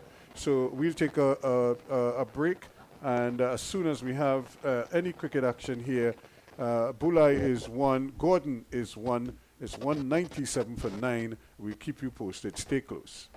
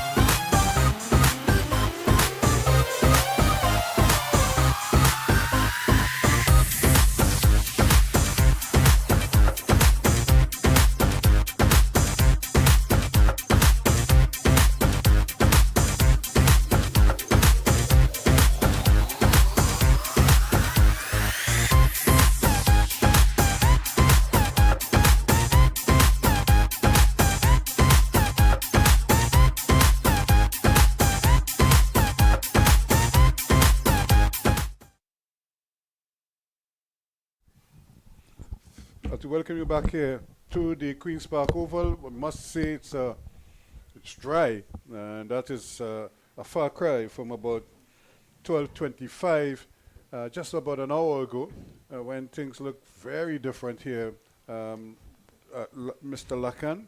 As we get ready to resume play here, we had to end proceedings hastily with 4 overs remaining in the Jamaica innings, and that's because of a sharp and fairly heavy downpour. But now it just seems that miraculously that has subsided, even though there are still some dark clouds in the distance. They seem far away from the oval that we should be able to at least get these 4 overs out of the way with Jamaica on 197 for 9. Pleasant good afternoon to you, Ruskin. Just to remind our listeners that it's 20 overs in the event of in the event that rain interrupts the game. 20 overs will decide if there is going to be a result or not. Yeah. So 20 overs basically constitute a game. But it's over number 47, 197 for 9. Terence Hines, coming back really well after a very indifferent start to the last game.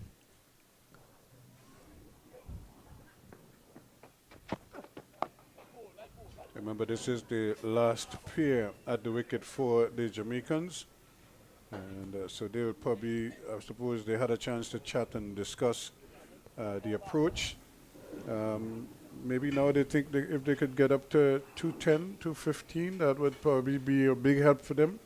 Yeah, I would think that getting to that 200 mark would be the first option in terms of that psychological effect that you have when you get to that 200 mark. So Nicholson Gordon it is.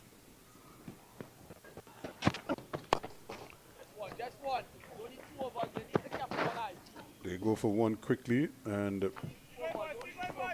they'll have to settle for that one. So 1 by 1, they're inching towards that 200 mark. It's 198 for 9 now. So basically crawling to that 200 total is the Jamaica Scorpions, having had excellent contributions from their skipper Robman Powell, 48, and Bonner. Well, not for the first time. In fact, this is the second time in this over so far that he's missed his run-up. He seemed to be trying to hustle through his over. This should be out straight at Bravo, and I don't think he took it. I think it bounced just in front of him, just as he was trying to get under the ball. It just seemed to die on him, and he couldn't get under it. Yeah, lofted drive, but just falling short of Bravo. Just inches away from taking that catch was skipper Darren Bravo. But a moral victory indeed there for Terence Hines. A slow cutter delivery, and Bully was into the shot very early indeed. Nice firm drive, but again showing the full face of the bat and looking to see if he could stick around, bat out the 4 overs. And I think that would be an achievement in itself. But it almost ended there with that catch, with that spoon, that lofted drive.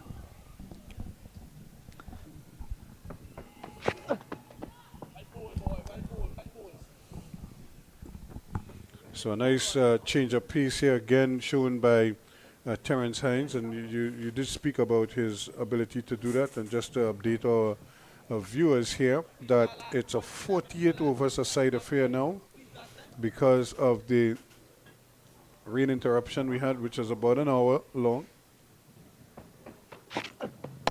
There's another one in the air, but this one is in the gap, and this time Bravo has some work to do to his left. But a single all the same. So 2 airy-fairy drives there, but neither one resulting in a wicket for Trinidad and Tobago and for Terence Hines. He finishes his 5th over. It's 199 for 9 now, 47 overs completed. So all the 9s in the scorebook here, 199 for 9, over number 47. So just 6 balls remaining in the Jamaica Scorpion innings. Dennis Bulai and Nicholson Gordon. What can they muster up in this over here? Well, I suppose there is that the benefit of having Sunil Narine bowl out, having Akil Hussain bowl out, and having Correa bowl out as well. Carrier bowling out his 10 overs. So your main bowlers have done their work, and so now that the overs have been reduced, you're not worried about that too much. They're going for one, they might consider a second, they're going for it, and the return is a little bit late. And I think when you consider Akil Hussain was probably trying to bait them into going for the second run, they took his bait, and they beat him to it. Yeah, it's unfortunate indeed for Akil Hussain at the the critical moment when picking up that ball, possibly taking his eyes off, and that split second that ball was out of his hand allowed the likes of Bully to come back for a second run. Bully. And this one is going a long way. That's a big hit. That's 6 runs. And certainly the big fella really just put the bat to ball and cashed in there. So this is really exactly what the Jamaicans wanted. It's 207 now for 9. So a lusty blow indeed from Dennis Bulai there, going high and handsome over long on and into the stands. So he's definitely going to take it on here as Bulai.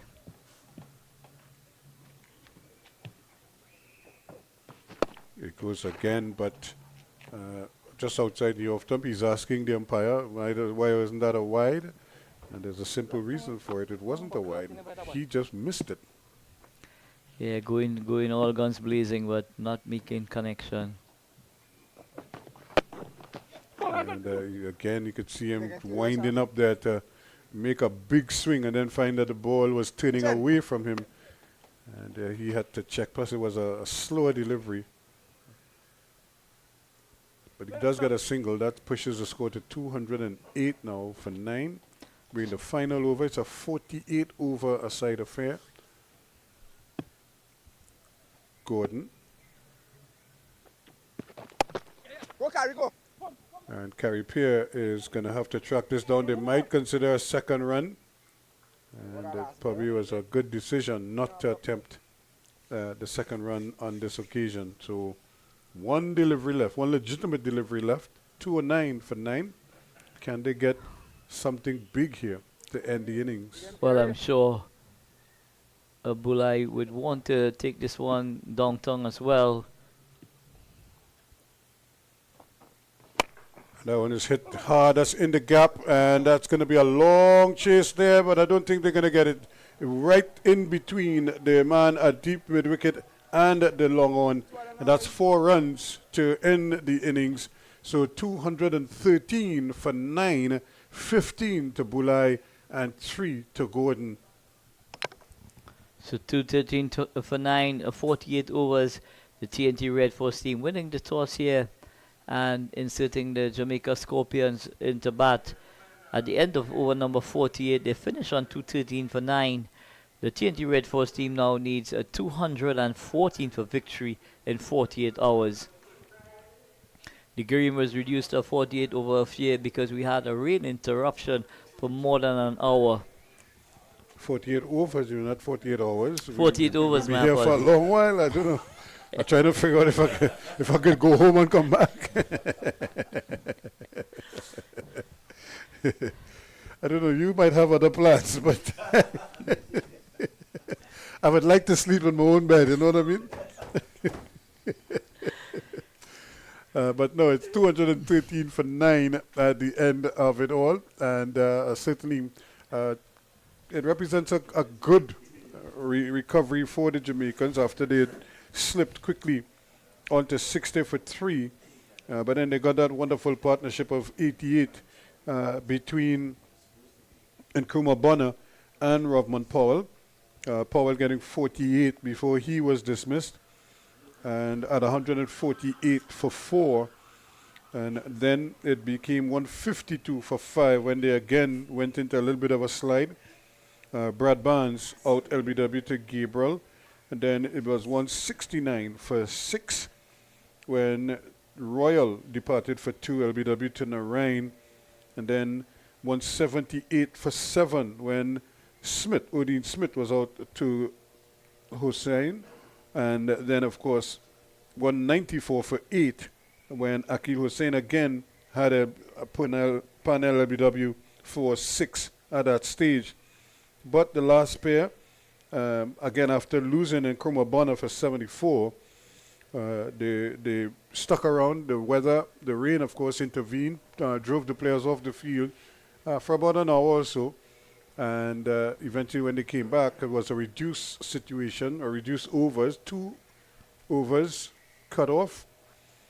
And so it now means that Jamaica adding a few at the death here, because they resumed at 197 for 9 and it ended up getting to 213 for the same 9 in just the 2 additional overs. So they got 16 runs in those 2 overs, punctuated by that big blow that Bulai hit that went sailing out of the ground, and then he followed that up with a 4 shortly after that. So he remained 15 not out. Gordon made 3, and again 3 for 34 for Akil Hussein and 3 for 30 to Sunil Narine. They were the principal wicket takers for the TNT Red Force. So congratulations to both of them.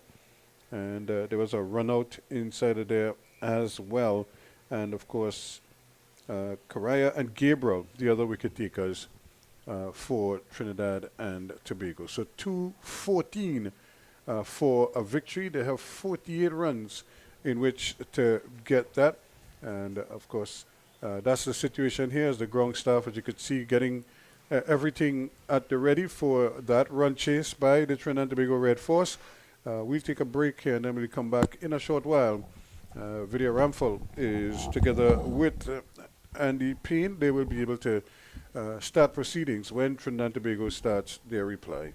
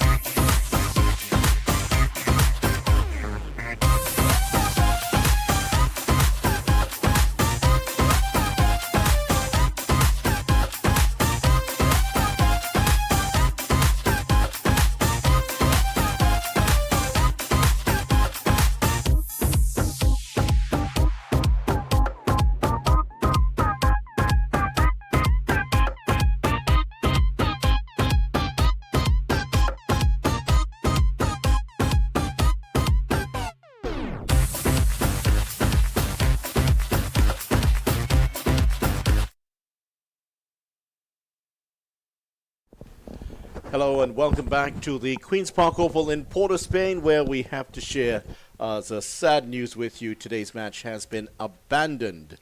Trinidad and Tobago won the toss earlier today. They inserted the Jamaica Scorpions, who got to 213 for 9. The game was reduced to 48 overs at that point. 74 for Nkrumah Bonner, 48 from Rodman Powell. And those two scores helped them to 213 for 9. 3 wickets for Akil Hussain. He took 3 for 34 and 3 for 30 for Sunil Narine. And that's all she wrote. Rain came down after that, Andy Payne. And as a result, the match has now been abandoned. We've had 2 huge interruptions for rain during the day. Yeah, video. The fans didn't want to see this, but these downpours have really drenched it, and the umpires have called an end to today's play. But a good performance by the Trinidad and Tobago Red Force. Sure, Darren Bravo, he will be happy to see how his outfit went in the outfield to just restrict this Jamaican Scorpions for 213 for 9 after 48 overs. You saw the form of Sunil Narine. He's continued his impressive form, and to see the bowling of Akil Hussain, who today he took 3 wickets. And you know, you were saying a bit earlier this morning he was void for wickets, but he bowled very well here today. Just earlier on in the first spell, when he had those few bad deliveries that Charles Walton would have cashed in on, but he came back at the back end and he really was putting it on a good spot and had it spinning and bouncing. So I'm sure Dan Bravo, he would be happy with his outfit. Sad to see the Jamaica Scorpions playing without a victory throughout the whole tournament for them, coming here as defending champions. But they'll go back to the drawing board now and really try to come to play another good season. Yeah, certainly they will. Well, Jamaica will be returning to action on the 4th of November. They're up against the Guyana Harpy Eagles at Tarouba. That game, that's going to be their last game of the tournament. Jamaica will not progress. Guyana actually still have a chance to stay in. As for Trinidad and Tobago, on November 5th, they will be playing their last preliminary match against their arch rivals, Barbados Pride. That's taking place at Tarouba, and certainly we would love to see that one. That's going to be a big clash there indeed. Both teams returning to action on the 4th and 5th respectively. Yeah, so looking forward to that game. As we say, the rivalry is strong there, and both teams seems to be playing pretty good cricket. Trinidad and Tobago, like we said, with the experienced players and playing at home, they were what to really impress their fans and try to lift this one for this year. Well, right now, Barbados are up against the Leeward Islands. That game at 48 for 3. Barbados after 10 overs against the Leeward Islands. That's down at Tarouba. Tomorrow, we will be back in action once again. You can join us for West Indies Academy versus Windward Islands. That's taking place at Sir Frank Worrell Memorial Ground in St. Augustine, Trinidad, and we'll be taking you for that one. So I want to thank you very much, Andy Payne, for joining us today. Also, big thanks to Ruskin Mark, Anil Lakan, and Vinod Mamchan for their commentary today. On behalf of these fine gentlemen and myself, Vidya Ramphal, and of course the rest of the team here at the Queen's Park Oval, we'll leave you with the news that the match between TNT and Jamaica abandoned here, and that is all she wrote for that one. So it's goodbye for now from the Queen's Park Oval.